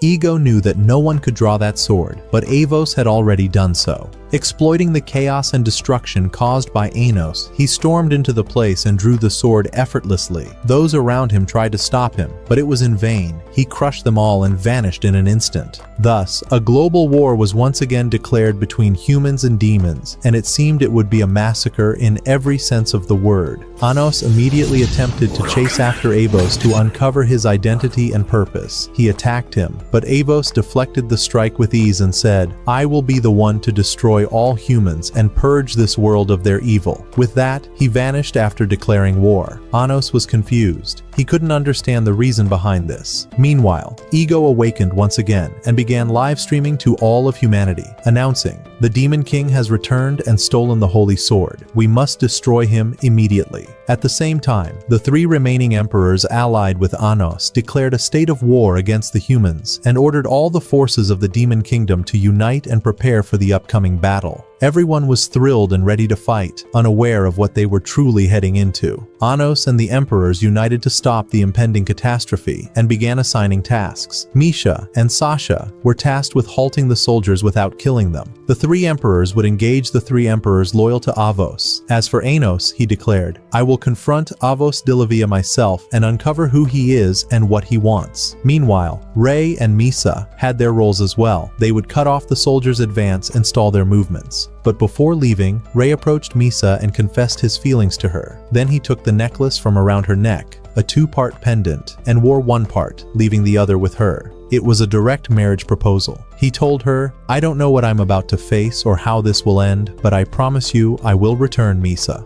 The girl was overjoyed, though she didn't fully understand his words. And so, the battle began. The demon army reached the borders. Misha and Sasha stood like a barrier in their path, stopping them from advancing. Likewise, Ray and Misa halted a large portion of the enemy, letting no one pass. As for Anos and his group, they began fighting without mercy, pinning down soldiers and restraining their movements. The 3 emperors under Avos, overwhelmed by the situation, charged into battle. Now, only Anos and Avos remained. In the clash, Avos and the 3 commanders with him attacked the emperors on Anos' side and defeated them. Once freed from their control, Anos continued toward the castle where Avos was expected to be, but he wasn't there. At the same time, Misa contacted Anos and informed him that Ray had disappeared from beside her, and she no longer knew his whereabouts. Doubt crept into Anos's mind, and he rushed to the location he suspected. There, he found Avos, using a barrier that blocked sound and sight, as if plotting something sinister. Suddenly, Avos drew the holy sword and launched an attack on Anos, who quickly blocked it. During the battle, something glimmered on Avos's chest. Anos grabbed it. It was the same pendant Ray had taken from Misa. And then, the truth came to light. Anos called out, "Hero Kanan." It turned out that Ray was, in fact, Kanan himself, reincarnated in Ray's body, but he had told no one of his true identity and had been planning something all along. Anos asked him, "Did you come here to fulfill your promise to me? Then why did you assume my identity and distort history? Tell me everything." Ray began to tell his story and Anos listened. He said, "After you sacrificed your life, the humans betrayed me and killed me, as you saw in Eleanor's memories. After that, I clung to life, and using the sword I wield, I kept fighting, trying to change the world so that people wouldn't hate you again. That's why I changed the Demon King's name to Avos Dilhevia, because I knew that human hatred wouldn't end unless they killed the Demon King. So, I decided to become the scapegoat instead of you. I won't let you sacrifice yourself again." Anos was deeply moved and said, "Thank you for everything you've done. But I'm sorry, no one asked you to sacrifice yourself for me. I decide my own fate, and I'll overcome every obstacle myself." Ray replied, "As a hero, I was never able to repay you. I allowed the humans to start a new war. That's why I'll sacrifice myself as it was written." Anos refused, and the battle between them began, each one determined to sacrifice himself for the other. The fight erupted. Anos unleashed his full power from the start, destroying the first of Kanan's 7 energy sources, meaning Kanan still had 6 left. Anos continued his relentless assault, destroying 3 more sources. Only 1 remained, and if Kanan were to die now, he would not reincarnate again. Anos pretended he was going to finish him off. Kanan, overcome with rage, charged Anos with all his strength, and indeed, managed to kill him. That had been Anos's true goal all along, to convince Kanan to kill him. He quickly changed clothes, donned a mask, and lowered the barrier. Everyone saw the scene and believed the Demon King had been slain by the hero Kanan, recognizing him by the sword. Anos shouted with all his might, announcing the end of the battle between humans and demons, urging everyone to return to their realms until further notice. The humans rejoiced, and the battle was finally over. Yet Kanan felt immense sorrow, for Anos had sacrificed himself once again. Anos thanked him for everything he had done and said, "Don't worry, we'll always be friends." Then, he vanished from everyone's sight as the war came to an end. Misha and Sasha, upon witnessing what had happened, were overwhelmed with sadness. Yet hope never left their hearts. They believed Anos would one day return. At that moment, both humans and demons began to retreat. Everyone except Ego. He refused to leave. Driven mad by rage because the war hadn't turned out as he had wanted, he ordered all Zisha clones to self-destruct. He was utterly furious and he shouted at them, "Do you think a grudge lasting 2,000 years is something trivial? Is this the benefit you've been waiting for? Is this false power the one meant to bury me? I will not rest until I destroy you all." And indeed, the latent energy inside Ego began to stir, revealing the true form of Jerga. He started absorbing energy from the entire area, unleashed an enormous spell, and manifested his body, announcing that he was ready to obliterate anyone who stood in his path. When Kanan saw him, he burned with rage and charged at him, trying to end everything. But the power Jerga possessed was anything but normal. It was a pure embodiment of a deep-seated hatred that lasted 2,000 years, fueled further by the hatred of mankind. Kanan couldn't resist him in any way. Even Sasha and Misha, upon seeing him, combined their powers through a new fusion spell, significantly boosting their energy in an attempt to stop Jerga and break his magic. But the latter only grew stronger, absorbing magic from everyone around him, summoning the Zichia soldiers, and preparing to blow up the demon realm. Armies, demons, humans, everyone united against him just to stop him. But it seemed like he had completely lost his mind and was already on the verge of detonating everything. He cast a massive spell, gathering all of his clones and preparing for the explosion. He was in a state of ecstasy, believing no one could match him, and suddenly, Anos appeared. With a single move, he nullified all of Jerga's magic, even across his clones. Jerga couldn't believe his eyes. Shocked, he asked, "How are you alive? You weren't supposed to awaken for another 2,000 years. Anos replied, "Yes, but my origin magic, allows my being to reconstruct itself in under an hour, only if I'm struck by the same person who killed me before. Luckily, my friend didn't hold back. Infuriated, Jirga let out a mocking laugh, then suddenly activated the spell, Ask. He began absorbing the energy of the citizens, no, even their very souls. His power kept swelling, and he cloaked himself in a terrifying shield. He then said to Anos, "It's good that you're awake, so I can crush you with my own hands." He lunged at Anos, but Kanan arrived on the battlefield and shouted, "Don't forget about me, my friend. I'm still here." Anos looked at him with pride and said, "Let's do this." The two clashed with Jirga together, attacking him from every direction. They gave him no room to breathe, but Jirga wasn't an easy opponent. He managed to land a devastating blow on Anos, knocking him down and wounding him. He then began mocking him, thinking he had already won. But, do you really think Anos would lose, my friend? Of course not. Suddenly, his fan club began singing again. Their energy, born from pure love, surged toward him. Anos was enveloped in an overwhelming force of emotion. It was an explosion of heartfelt power. Jirga didn't surrender. He tried to attack them to silence the chorus. But the humans, the demons, everyone stood united against him. Because life, my friend, isn't that easy.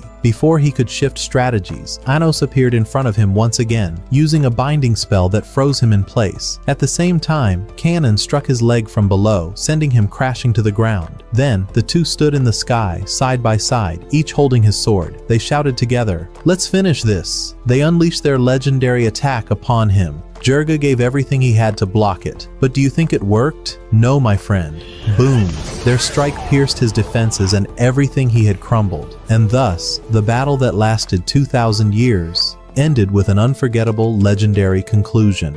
Anos and his companions were overjoyed. No one could believe what had just happened. Misha and Sasha ran toward Anos, tears in their eyes as they embraced him, overwhelmed with joy. Kanan and Misa were also present, celebrating together. Everyone gathered in the demon realm to rejoice. Anos's father and mother stood in stunned amazement. 2,000 years before the incarnation of Anos, in the heart of the enchanting forest of spirits, the great spirit Reno stood amid a gathering of spirits, announcing in a firm tone her decision to journey to the demon kingdom. The news was met with disapproval from the other spirits, as fear and concern for her safety seized them. Reno attempted to calm them with gentle words, but her voice was suddenly cut off when the sky split apart, and Nalia, the ruler of the sky, manifested with overwhelming majesty. Nalia arrogantly declared that he had chosen Reno to become the mother of his future offspring, but she confronted him with absolute refusal. The ruler could not comprehend her audacity in rejecting his command, affirming that his will could not be denied. A profoundly unbalanced battle soon erupted, and under the crushing weight of the divine power wielded by the ruler of the sky, Reno fell defeated. Nalia imprisoned her, attempting to force her to fulfill his purpose. At that critical moment, the hero Anos appeared like a raging storm of power, standing between the ruler and his objective, drawing his sword and piercing Nalia's heart with a swift strike. Nalia threatened his foe with death, yet Anos remained unmoved, coldly declaring that he would shatter the very laws upon which the rulers relied. He then completely crushed Nalia's body. Turning to Reno, Anos asked about her decision, and she answered with a tranquil heart that she had chosen to place her trust in him. Anos then ordered his loyal subordinate Shin to accompany and protect her on her journey to the demon kingdom, fearing that Nalia might reappear to attack her again. Although Reno initially complained and claimed she had no need for a guard, Shin was prepared to take his own life rather than disobey his master's command, forcing her to agree in the end. Along their journey, the stiffness between Shin and Reno gradually faded, and she felt a subtle inclination toward him as a result of his sincere care for her. Elsewhere, Anos met with Kanan to inform him of his grand plan, as the two began a great ritual to separate the four worlds from one another. Upon Reno and Shin's return to the Forest of Spirits, they were shocked by the extent of the devastation that had befallen the place. Injured spirits appeared, recounting how they had been ambushed by savage beasts. Shin confronted the monsters with remarkable skill, while Reno sensed a presence hidden behind the trees, discovering it to be a small, innocent child who introduced himself as Anosh. Returning to the present, Anos walked steadily toward the academy, surrounded by the cheers of girls from his fan club. When Sasha and Misha appeared, Anos noticed a new ribbon adorning Sasha's hair, causing embarrassment to color her cheeks. Misa and Rei soon joined them, stirring whispers among the students who began to harass them, though Misa attempted to explain the situation calmly. In the classrooms, ignorance still dominated the students, as they had yet to realize that Anos was the true demon king. Instead, they foolishly believed that the so-called king would make him regret his mockery of the nobles. Instructor Menu introduced the new student Eleanor, accompanied by Zeishia. Despite the students' displeasure at their arrival from the Hero Academy, Menu clarified that the ancient conflict had been orchestrated solely by Diego, and that there was no reason to harbor hatred toward humans. She then introduced the new teacher, who appeared ordinary to the students, until Menu revealed that he had been born before the 7 great demons and was one of the 4 evil kings from the mythical era. The teacher began his lesson with a thunderous revelation, exposing Avos as nothing more than a false name meant to deceive humans, and declaring that Anos was the true demon king. He produced an ancient covenant from the 7 demons as irrefutable proof and ordered everyone to kneel in reverence before Anos. With complete humility, Anos instructed them to sit, affirming that the world was at peace and had no need for a king who inspired fear. He then questioned the teacher about the reason for hiding in such a frail guise when he was, in truth, Nalia. Nalia admitted that a grave matter was at hand, prompting Anos to listen.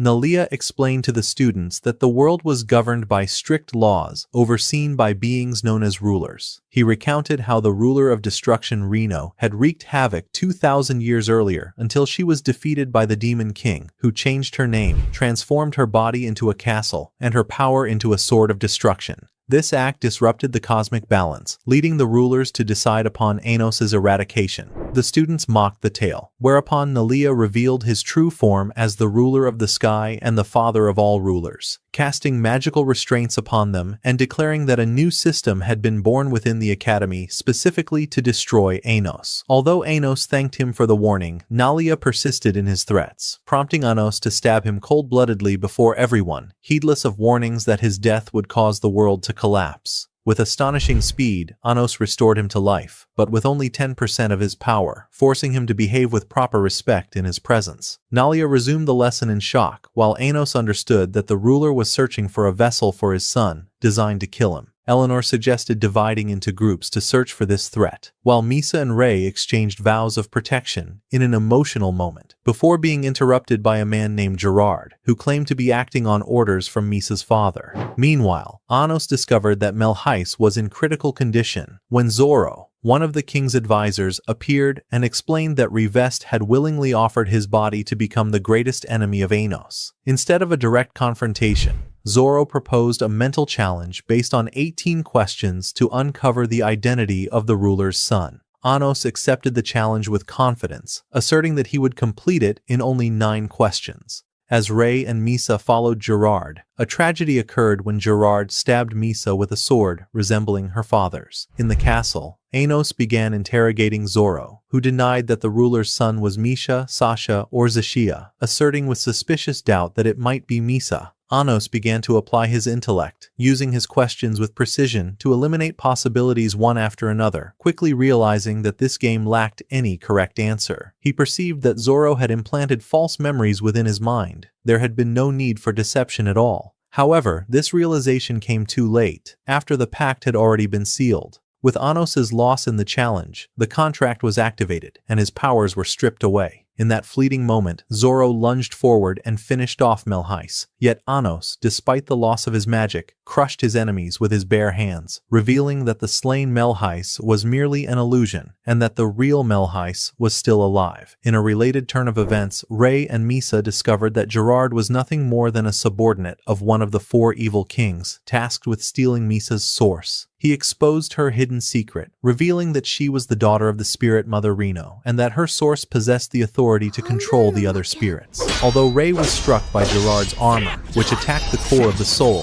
he did not fall, for he possessed 7 sources as the new incarnation of Kanan, and he ultimately crushed Gerard. On another front, Zabo was turning the heroes into walking dead to fight Eleanor, who confronted him with her overwhelming magic. Zabo acknowledged her power, revealing his purpose in creating Zeishia as a vessel for the power of one of the rulers. He soon unleashed a magical circle that transformed the Academy's students into monsters, prompting Eleanor to retreat alongside Zeshia before the immense horde. As for Rinka, she confronted Misha and Sasha, claiming that their existence was owed to the rulers. The two sisters affirmed that their loyalty and lives belonged solely to Anos. While the Walking Dead surrounded Eleanor and Zeshia near a purple crystal that Zabo sought to exploit to drain their power, Eleanor succeeded in forging an impenetrable barrier and destroying the crystal, healing all the students with a single magical touch. The clash between Rinka and the two sisters intensified. Despite the fusion of their powers, Rinka managed to pierce Sasha's body and stab Misha in the chest, believing the battle to be decided. The surprise froze her when her sword shattered and Misha rose once more, revealing her true power through the ice magic Adele Scott, leading Rinka to realize in terror that her opponent's latent powers had awakened. Zoro asked in astonishment about the reason Melheis was still alive, and Anos answered that he had created a copy using Eleanor's spell, affirming that Zoro's defeat had been inevitable from the moment the challenge began. Zoro chose suicide, but Anos revived him in the form of Les, forcing him to reveal the scheme, whose aim had been to weaken Anos by killing Melheis. With the arrival of their companions, Melheis proposed revealing the truth at the Second Life Festival to ease human fears of the Demon King. Melheis also revealed that the leader of the Unifiers was Shin, Anos's former right-hand assistant. Anos explained his preoccupation with building a city beneath Deljet and learned that Shin was waiting for him in the Forest of Spirits. When Ray offered half of Misa's sword that he had recovered, Anos joined it with the other half, causing Shin's true sword to manifest. Anos smiled, declaring that their next destination was the Forest of Spirits. Anos did not neglect to keep watch over Nalia, reminding everyone that the rulers abide by their pacts. He then transported them all to Arthan for a field lesson amid the excitement of his fan club. There, Anos and his companions encountered a girl named Lena, who was defending the existence of the Forest of Spirits against mockery. Anos saved her, discovering that she had lost her memory and recalled only her name and the need to reach the forest. She explained that the path opens when spirits laugh during a solar eclipse. With divine power, Anos moved the planets to create an immediate eclipse, and the long-awaited mist appeared. When no one could make the spirits laugh, one of the fan club girls caused a spontaneous incident due to the Mona's staff and extreme embarrassment, causing the spirits to burst into laughter. They immediately recognized Anos as the Demon King and guided them to the forest.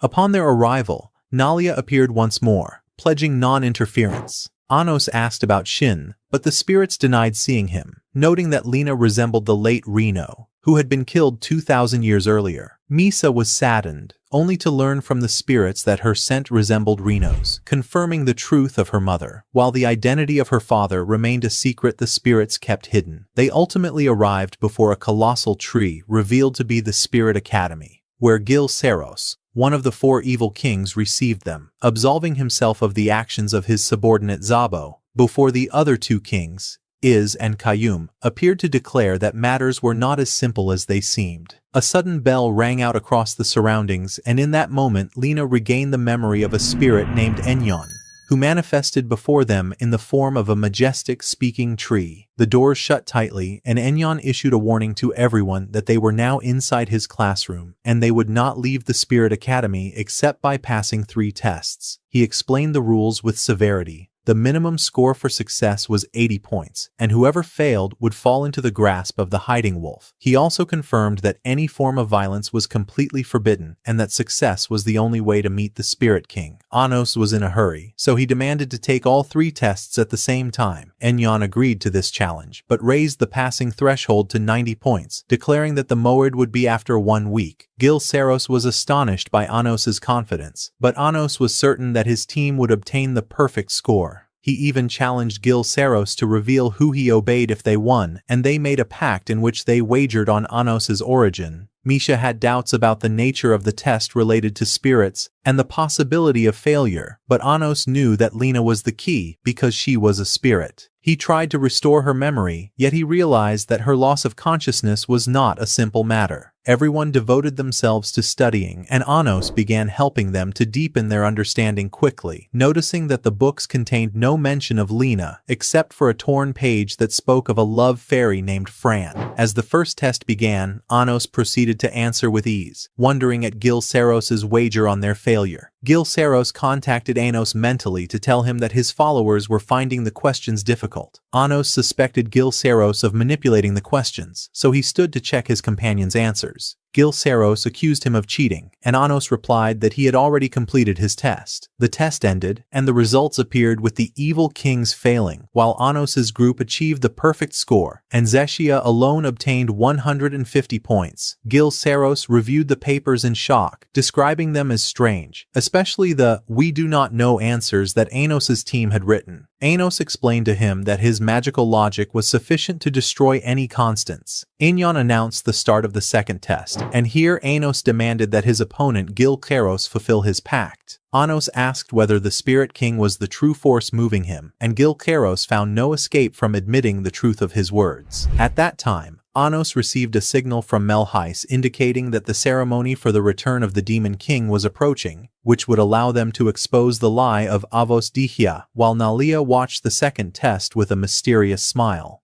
Enyon gathered the students to explain the mission, reaching the summit of the great tree through 20 stairways, only 5 of whose doors led to the goal, and whoever chose wrongly would return to the starting point. Eleanor was surprised that the test depended on luck, and Sasha thought that their large numbers were an advantage, but Anos realized that the evil kings possessed a way to choose the correct stairway. To ensure his team's success, Anos divided his magical power to protect them, and his companions became copies of him. Anos was certain of the correctness of his path, and he asked his companions about their doors. Ray and Misa confirmed that luck had favored them as well. Lena joined Anos after she remembered a secret passage that led them to another stairway, then to a new secret passage that ended with them in a field of roses. Lena felt familiarity with the place and rushed toward an unknown grave, feeling a deep sadness she could not explain. Ray and Misa arrived, and Ray carried Lena so they could climb to the next level, where they faced the hiding wolf Janiel, who chose to let them pass in peace. In another corner, a girl named Jayust emerged from the shadows, confirming that they were safe from eavesdropping. From her words, it was understood that the Spirit King had seized Kayum by means of the wolf. Lena was surprised by Just's resemblance to Kayum, and Anos explained that this was the result of a divided personality with 2 different sources, one being Kayum, and the other, his beloved Jayust. Jayust revealed that Gerard had attacked them under threat from the Spirit King, who had kidnapped a hostage to force the Curse King into submission, claiming to protect the spirits after the death of Reno. Just showed Anos the face of the Spirit King, and he realized that it was Aldelvia, the same person whom Ray had met in the tournament. Anos promised her that he would save Kayum in response to her request. At that time, Ray and Misa reached the castle of the Spirit King and faced the Masked King, asking about the reason for his hatred of Anos. Ray realized that breaking the mask was the only way to obtain answers. Ray and Avos clashed in a violent battle, and Ray felt the memory of an ancient fight with this person. A girl intervened to strike Ray, and Avos prepared to attack, but Misa saved him, revealing her true form to support him. Despite Ray's superiority, Avos used spirit magic to renew his mask and imprison Ray, and as he was about to deliver the finishing blow, Misa shielded Ray with her body. Anos and Lena reached the entrance of Arth, where Aegis and Janiel were present. Aegis offered cooperation, on the condition that Anos would continue on his path, while Aegis rescued the hostages. Anos protected Lena with a barrier, and he tried to seize Janiel with Aegis's help, but Lena was suddenly abducted, and Janiel disappeared, telling Anos to follow the path to Aaron, promising to save his companions. Anos set out, hoping he would not have to fight Aegis in the future. On his way, Gil Saros blocked Anos's path, announcing that it was a spirit trial, summoning red crystals and stipulating that combat be conducted using only their magical power. Gil Saros boasted of a forgotten spell he had developed over 2,000 years that multiplied power to the maximum limit, and he launched a devastating attack with all the crystals. Anos was unaffected by the attack. Rather, he overcame Gil Saros with his own spell, revealing to him that he had surpassed this level of power 2,000 years ago. Anos finally arrived before the Spirit King, only to discover that the one standing before him was, in truth, Misa. It was now understood that she was the child of a ruler, and that her source had merged with Avos, that spiritual entity formed from the rumors that had persisted for 2,000 years among humans and demons. Anos recalled Zik's attempt to kill Melhais, and believed that his plan had been meant to delay the ceremony of the Demon King's return, the very ceremony in which they were supposed to reveal that Avos was nothing more than a lie, since Misa would not have been able to maintain her existence without that rumor. However, Avos told him that it was already too late, because all the demons in Delk had believed in her, and as a result, he had been stripped of his title. Anos realized that she was coveting the Sword of Destruction. At that moment, the 7 elders attacked him, but he laughed and told her to enjoy this moment until the true Demon King returned, before vanishing and leaving the place. Anos returned to his followers at the Spirit Academy, explaining to them that Misa was the daughter of a ruler, and that half of her existence might be composed of the rumors associated with Avos. Ray felt guilty for having been the reason that rumor had been preserved, but Anos reassured him not to burden himself with the past. Sasha wondered whether Misa would disappear once the truth emerged, since she had been formed from the lie of Avos. Yet Anos appeared confident that he would find a solution to this dilemma. From his foresight of events, Anos understood that Avos would seek the support of the royal families, and therefore saw the need to protect the hybrid immediately. Suddenly, Enyon appeared and imprisoned them, claiming that he could not allow them to harm the daughter of Reno. Anos, however, had no intention of remaining there, and cast a spell that enabled them to escape from the academy. The group encountered an old subordinate of Anos, who coveted taking his source, but Aegis suddenly appeared and revealed that he had rescued the hostages, explaining that all of Anos's former followers were now under the orders of Ice. Aegis told Anos that he would deal with this man himself, and Anos thanked him for his assistance before continuing the escape with his team.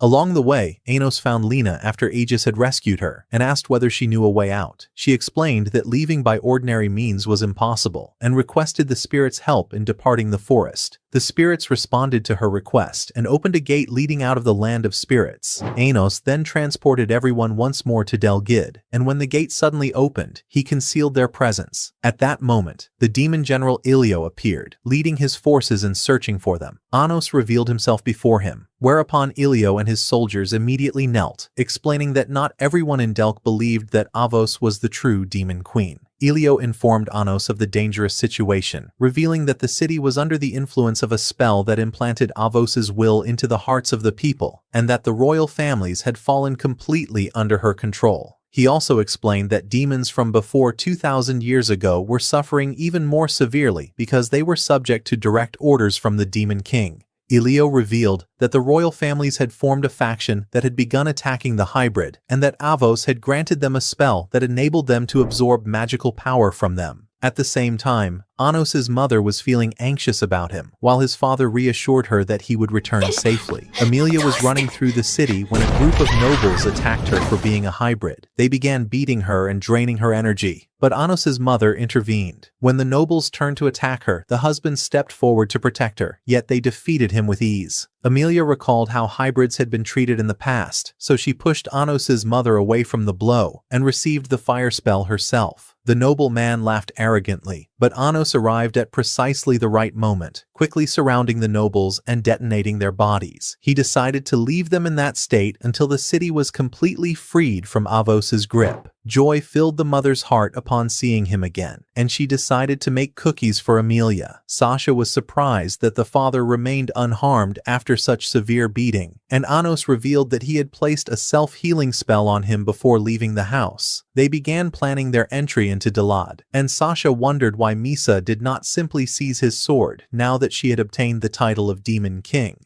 Anos reminded her that no one remained alive after seeing his sword, and therefore no rumor about it existed. Ray asked whether Avos was incapable of using places that did not exist in legends, and Anos confirmed this. It was now understood that this was the reason behind his plan to use the city of Zas, which no one knew about except them, so that it would remain beyond Avos's surveillance. They prepared to depart, but Amelia appeared and asked him why he had saved her, explained that his action was repayment for her protecting his mother, and asked whether she still wished to belong to the royal families after her experience as a hybrid.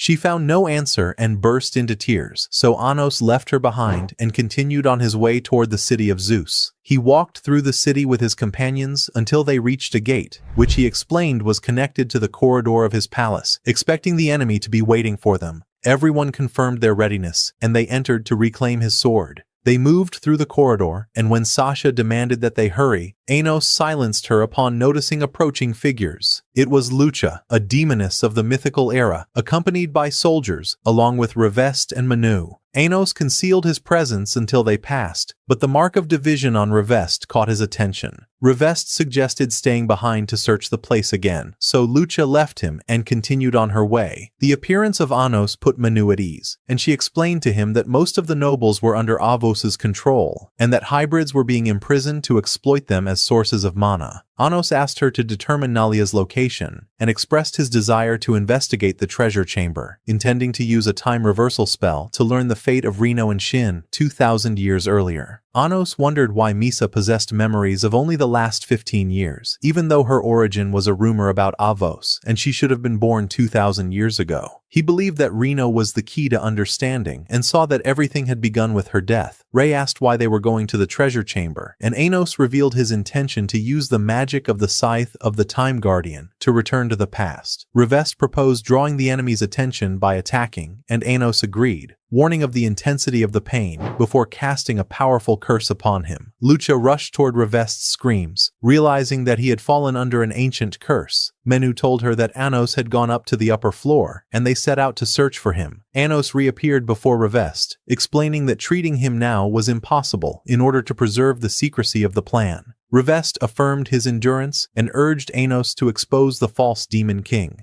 Anos then reached the treasure chamber, and when Eleanor asked whether he intended to change the past, he explained that radical change was impossible in order to avoid a temporal paradox, and that he would be content merely to observe what had happened to Shin and the others. With the power of 10,000 Zas and the Scythe, he created the strongest time magic and returned them to the mythical era, where Anos envisioned Reno and Shin returning to the Forest of Spirits. Anos clarified that small changes in the past might remain, and when Ray pointed out that Anos' very existence alive constituted a major change, Anos ordered him to conceal his origin with magic. They entered the human city in disguise to purchase food, and at the same time Reno arrived accompanied by Shin, who wore a mask to hide his demonic identity. Reno attempted to buy food, but Eleanor had already bought everything. When Zashia noticed Reno's distress, she offered her sweets, so Reno thanked her and gifted her cookies before leaving. Anos warned the girls against getting too close, concealed their presence, and told Lena that Shin might be the spirit king she was seeking, though she was uncertain and felt that something was amiss. Shin and Reno passed through the barrier and reached the Forest of Spirits, only to find it devastated by the presence of ruler beasts. Shin lunged to attack, and from Anos' observation, it was understood that those beasts should not have been able to cross the barrier. When the beasts became aware of Anos' presence, Sasha employed a visual spell to deal with them without exposing themselves. Reno sensed their presence and demanded that they reveal themselves. Anos introduced himself by name, claiming that they were a troupe of traveling performers. Reno was surprised that they had crossed the barrier and asked Shin about his suspicion of them, but he affirmed that they were merely an artistic group. When Shin asked about their purpose, Anos explained his desire to search, introduced Lena, and asked Reno about a cure for her memory loss. Reno drew Anos aside to reveal that Lena was the love fairy Fran, who wandered astray in search of her memories. She explained that Fran faded each time she discovered her true identity, and that she needed to remember her first love. Suddenly, a beast attacked, and Ray confronted it. Since their swords had not carried over to the past, Ray borrowed Shin's sword and annihilated the beast with it, earning Shin's admiration, who agreed to lend him the sword. Reno summoned the spirits to restore the forest, expressing her astonishment at the beast's intrusion, leading Anos to conclude that they had existed before the barrier was constructed. Fear seized Reno at the possibility of Nalia's presence, but Shin reassured her of his protection. The spirits appeared worried about the imminent disappearance of the grandmother, prompting Reno to decide to bid her farewell. They reached the great spirit tree, Miloth, the spirit of wisdom, who welcomed Anos and gifted the group leaves of wisdom, noting that Anos had no need of them. Miloth explained that the tree of war fades when war ends so that a new tree may grow. And when Reno wept, she told her that a time would come when she would have to choose between protecting legends or defending what was precious to her. Miloth faded away, and as Shin comforted Reno, a new teaching tree sprouted from her tear. Enyon entered it, announcing his role as a teacher in an era of peace. Anos wondered whether she was capable of creating spirits freely. She explained to him that this was not accurate, as she could only do so when her emotions overflowed, and that there were also spirits born without any connection to her. She then asked Shin to accompany her, and the two departed. Anos ordered Ray and Misha to remain behind and observe them, while he went to continue his research with Enyon.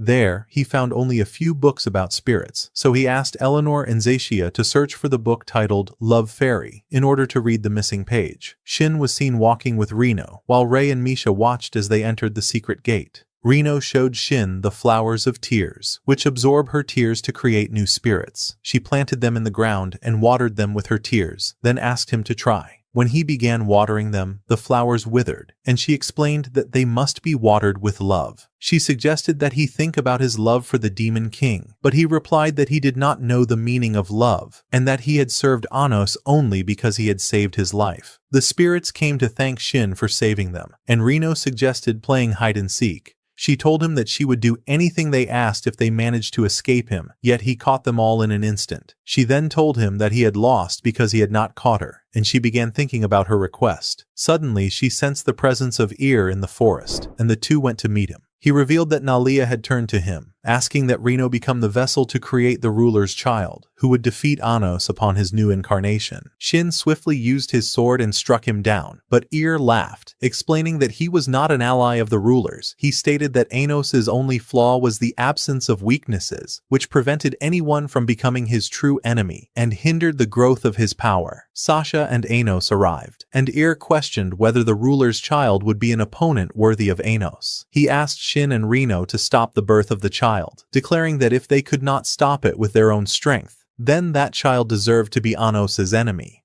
Laughed madly, causing Reno to sense his strangeness, but Shin sheathed his sword and asked him to guide them to Nalia. They went to the river, yet Shin did not sense her presence. Explained that he had a way to make her appear, produced an hourglass, and suddenly attacked. Shin was startled by his action, but replied that he was forcing Nalia to emerge, knowing she would not allow the mother of the ruler's child to die.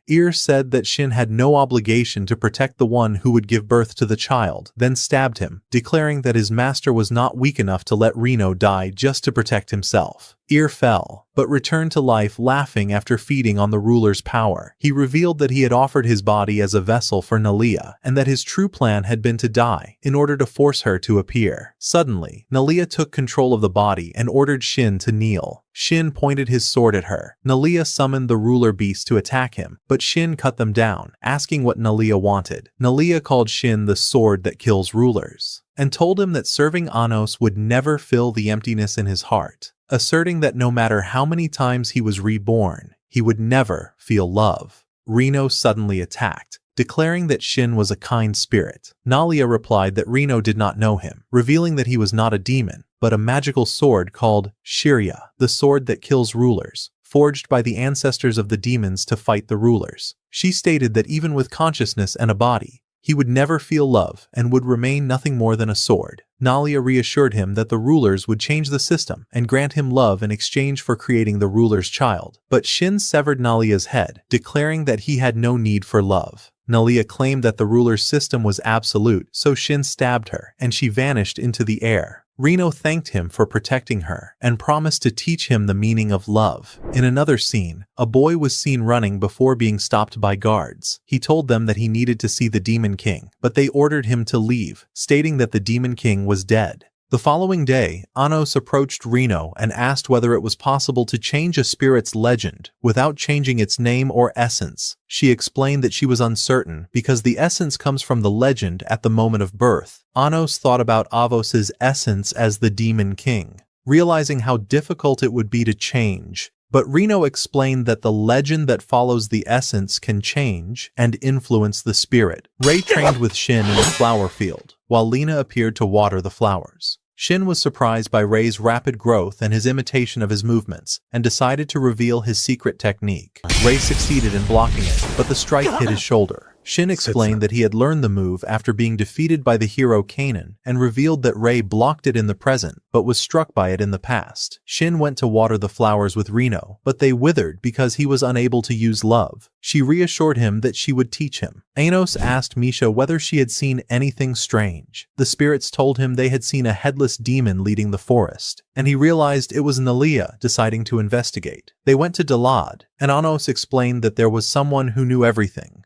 Militia, the ruler of creation, who might know the location of Ir and Escalia. He clarified that despite destabilizing the ruler's system, he was still an ally to some of them. They saw the boy they had encountered earlier, and Anos remembered that he was Igith, the seventh heir of the human kingdom, who had been imprisoned in Delk and was supposed to be freed by his death. The soldiers took Igith to the arena, and a demon named Deidre decided to take revenge on him for the death of his son at the hands of Yurga during the war. He began beating Igith as the soldiers watched, and the boy begged for mercy. Misha could not bear the sight, but Anos reminded her that the past would not change even if they intervened. Deidre decided to burn Igith, and the boy cried out, calling upon the Demon King. At that very moment, Anos appeared and saved him, saying that he was at least capable of saving him from this dream. Deidre was astonished that a demon would save a human, but Anos asked him what Agarth had done to him, and whether the Demon King had permitted that. Anos reflected that Deidre was no different from humans, which enraged Deidre, causing him to attack. Anos received the blow, and Deidre wondered why he did not defend himself. Anos asked them to abandon hatred, but Deidre wept, saying that he could never be like the Demon King, and launched a second attack. Anos used the Eyes of Destruction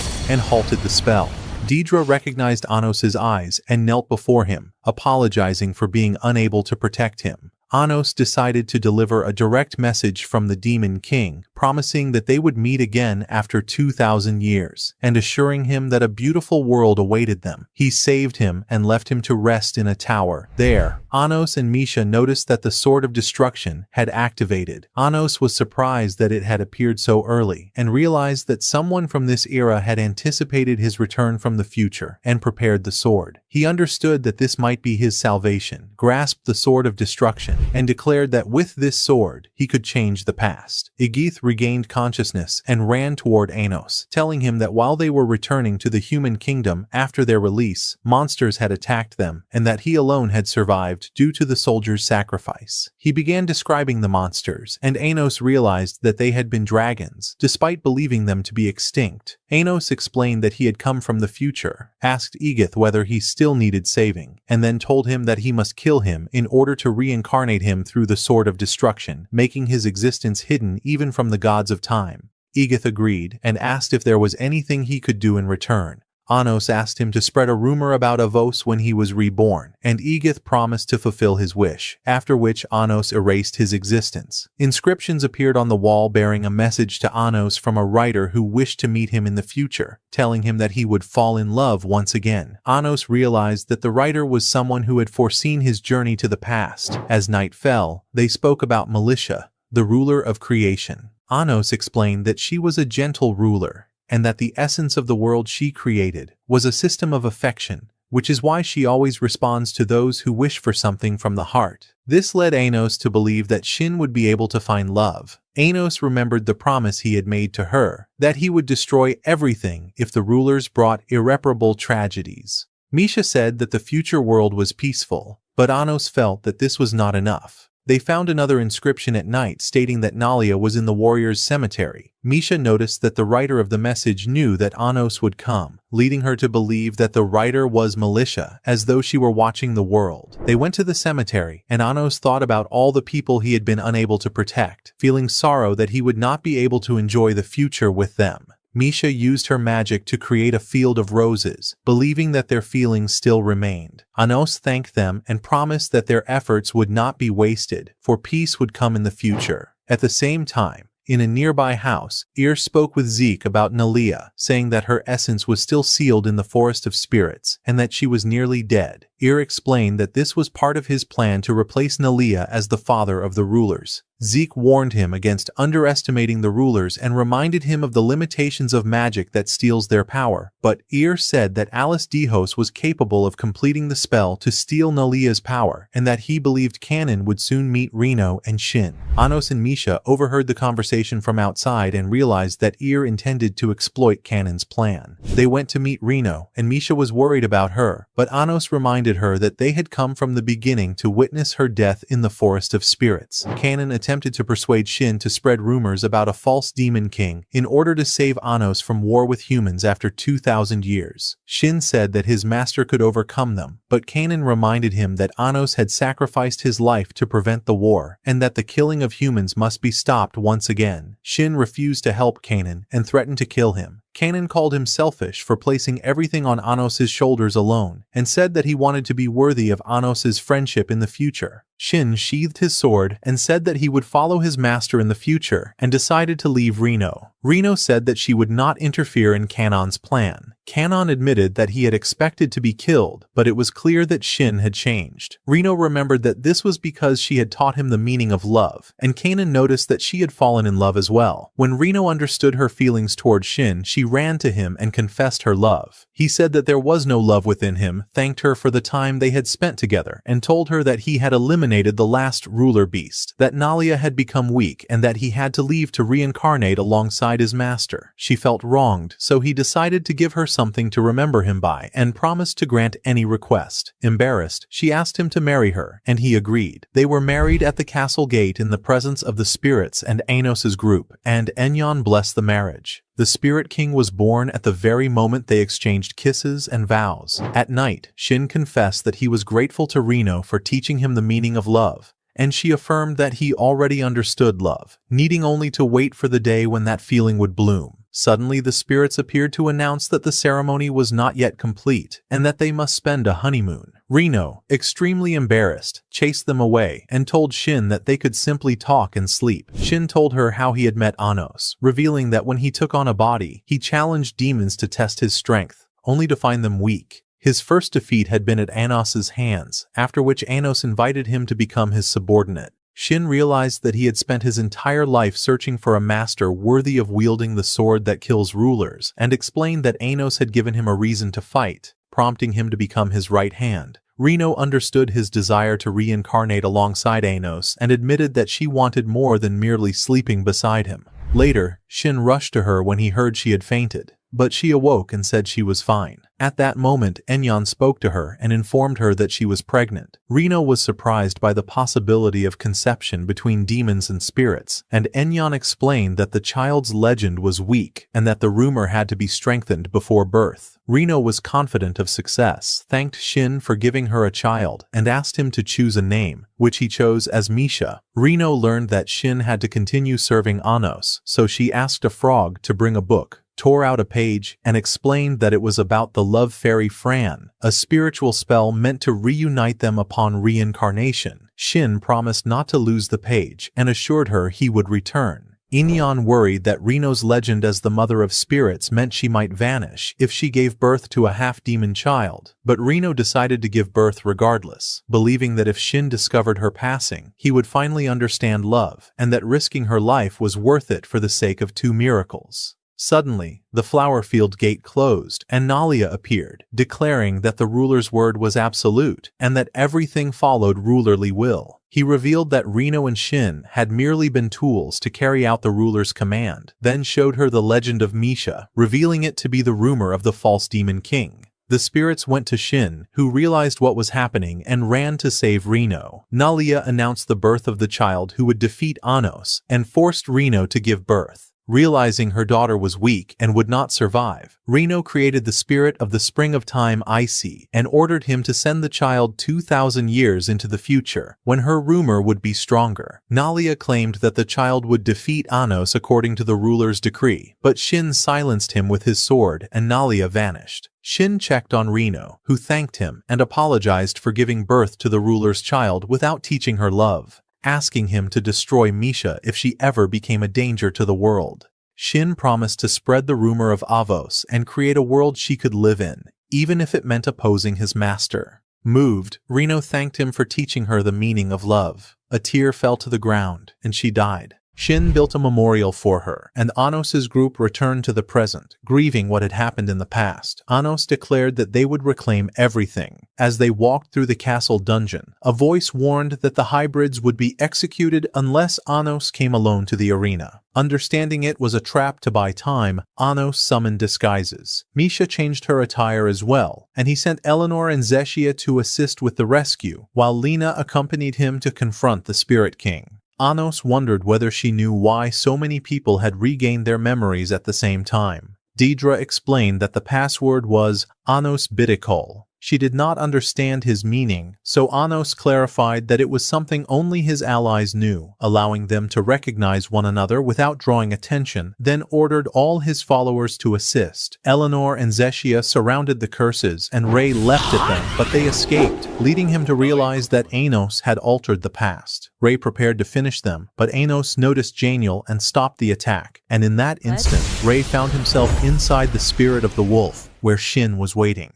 Shin declared his betrayal and drew his sword, but Anos saw that he did not need to raise a weapon against him, promising to save Misha and destroy Avos. Shin ignored his words and prepared to continue the battle they had begun at their first meeting. He said that Anos had betrayed him for 2,000 years by spreading the rumor of Avos, and now sought mercy from the only one capable of destroying him. Anos took the sword and said that he was proud of him, but granted him a chance to restore his dignity before sending him to the place where Reno was. Shin thanked his master and unleashed his strongest strike with all his power, yet he could not sever Anos's hand. Anos told him that he had failed because he was trying to be a demon rather than a sword. He acknowledged that Shin had lived in hell for 2,000 years, and that had he remained the same person as before, he would have granted him death. But in this era, Anos had become a father who wished him well, ordering him to live and be a father to Misa, and showing him the half of the sword he had given her, making Shin realize that Anos had grown stronger than ever. Meanwhile, Ray continued fighting Avos, knowing that everything that had happened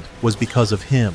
She froze him with a spell and told him that without Avos, Misha would never have been born, asking him to join her because she was still Misha. Ray sensed the difference in her and wished that the true Misha were still alive. Avos told him that it was too late and that this was her true form. At that moment, the contract around her neck shone, and Ray succeeded in breaking the spell, affirming that Misha was fighting alongside him from within. They clashed, and Avos managed to strike his source and activate a curse upon him. Even so, Ray was determined to win and invoked Misa's blessing as he attacked. She shielded herself with a barrier he tried to break, but Nalia disabled his ruler sword, allowing Avos to seize the opportunity and bind him with chains. Nalia appeared and explained that Ansa was a ruler-blessed sword that extinguished his power, telling Ray that all his divided origins had been destroyed and that the time had come for his death after fulfilling his role in spreading the rumor. Avos prepared to finish him, but her spell shattered with Anos's return. Nalia proposed a deal with Anos, but Anos sent him flying with a punch and ordered him to know his place. Avos threatened to use the Eyes of Destruction, but Ray broke free of the chains and attacked her,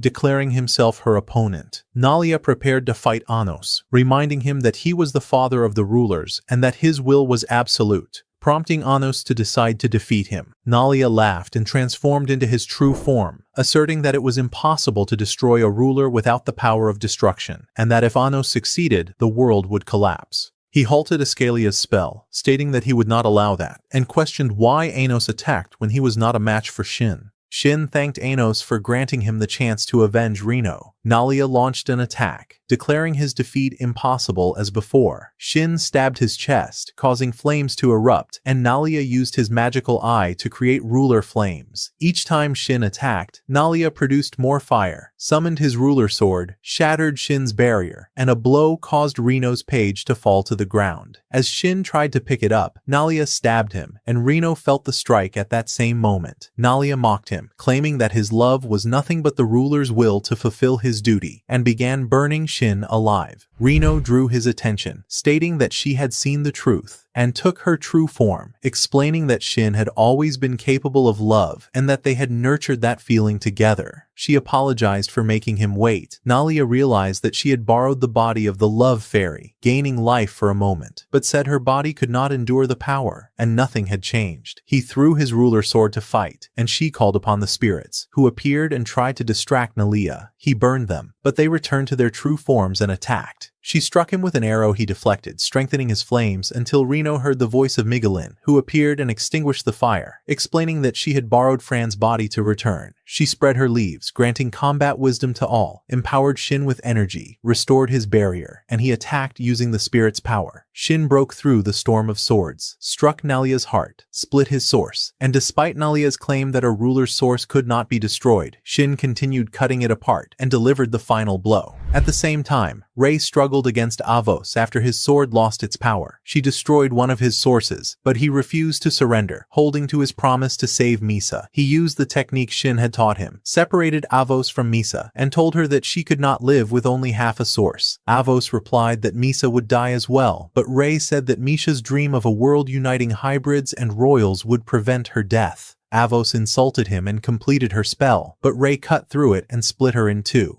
The spell finished regardless, and Avos seized the sword of destruction, cutting Rei down when he attacked from behind. As she turned toward Misa, Anos saved her alongside Shin and Reno. Avos laughed, declaring it was too late and that she was the true queen. Anos challenged her, their demonic eyes colliding in massive explosions. She attacked with the sword. When his eyes did not stop it, he used his hands. Her spell spread through his body as he sank into the ground, but he seized her source, asked why she thought she could defeat him with the sword of destruction, reminded her that she was nothing more than a rumor born of a lie, and destroyed her source. She fell, claiming it was not over because she was the ruler's daughter. A crystal flew and exploded. Nalia reappeared, announced the plan's completion after the ruler's daughter took the sword of destruction and stabbed herself with it, shaking the city. He recalled how Anos had turned the body of the ruler of destruction into Delad to contain her power, but now the system of destruction would return to its origin. Nalia summoned the ruler of destruction, and the son of destruction appeared in the sky, proclaiming himself heir of the rulers, whereupon Anos asked him why others must bear responsibility for tragedies that occurred 2,000 years ago. Anos explained that the rulers possess neither will nor soul,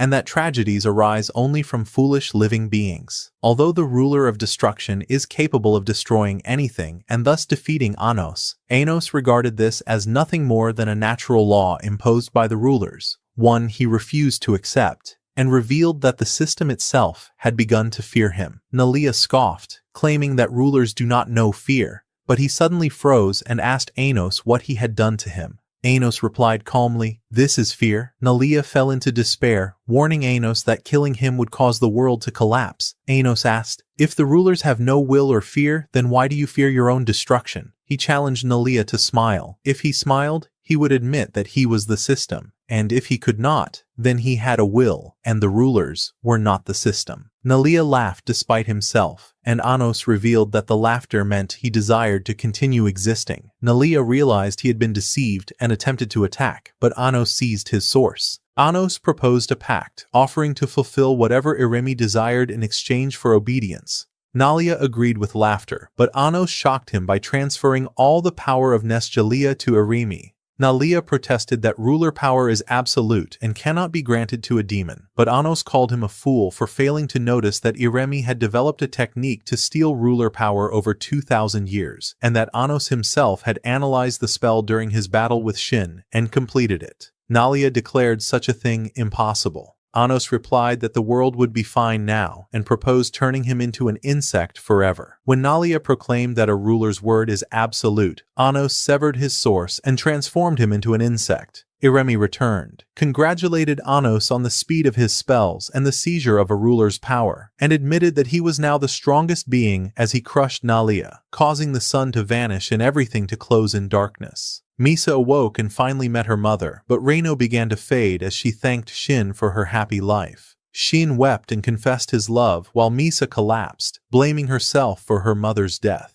Anos reassured her that Reno had not vanished, and that he had chosen to save her first. Anos asked Rei to kill Misa with the ruler sword, as the legend dictated. Despite the lack of time, They trusted him, and Rei used his sword to destroy Misa's source. Anos explained that separating Misa from Avos was impossible, so she had to be transformed into another type of spirit by completing the legend. He revealed that this had been achieved thanks to Igith, who told humans that the demon king destroyed by Van Mina would reincarnate as the spirit Misa in her original form. Anos also placed his power within Reno's tear flower, allowing Avos to become a complete spirit through the new rumor, thereby preserving Reno's legend as the mother of spirits. Reno awoke alongside Misa, and joy filled them both. As the coronation approached, Misa grew anxious about appearing as the false demon king, so Anos urged Shin to reassure her. Shin went to her, called her brave, affirmed that he had watched over her strength and kindness, and Misa wept as she thanked her father. Anos then stood before the crowd, explained the end of the 2,000-year tragedies, introduced the great hero Kanan, the Spirit King and Spirit Queen, and the great spirit born from the rumors of Avos. He declared equality for all born in Dalad, and the abandonment of the blade of hatred. All appeared before the crowd, and Anos vowed to stand against and destroy any tragedy that threatened the land. Peace was celebrated with the fan club's songs, and all finally acknowledged him as the true Demon King, and thus ends Season 2. If you enjoyed it, don't forget to subscribe to the channel, like, and leave a comment, and see you in another video.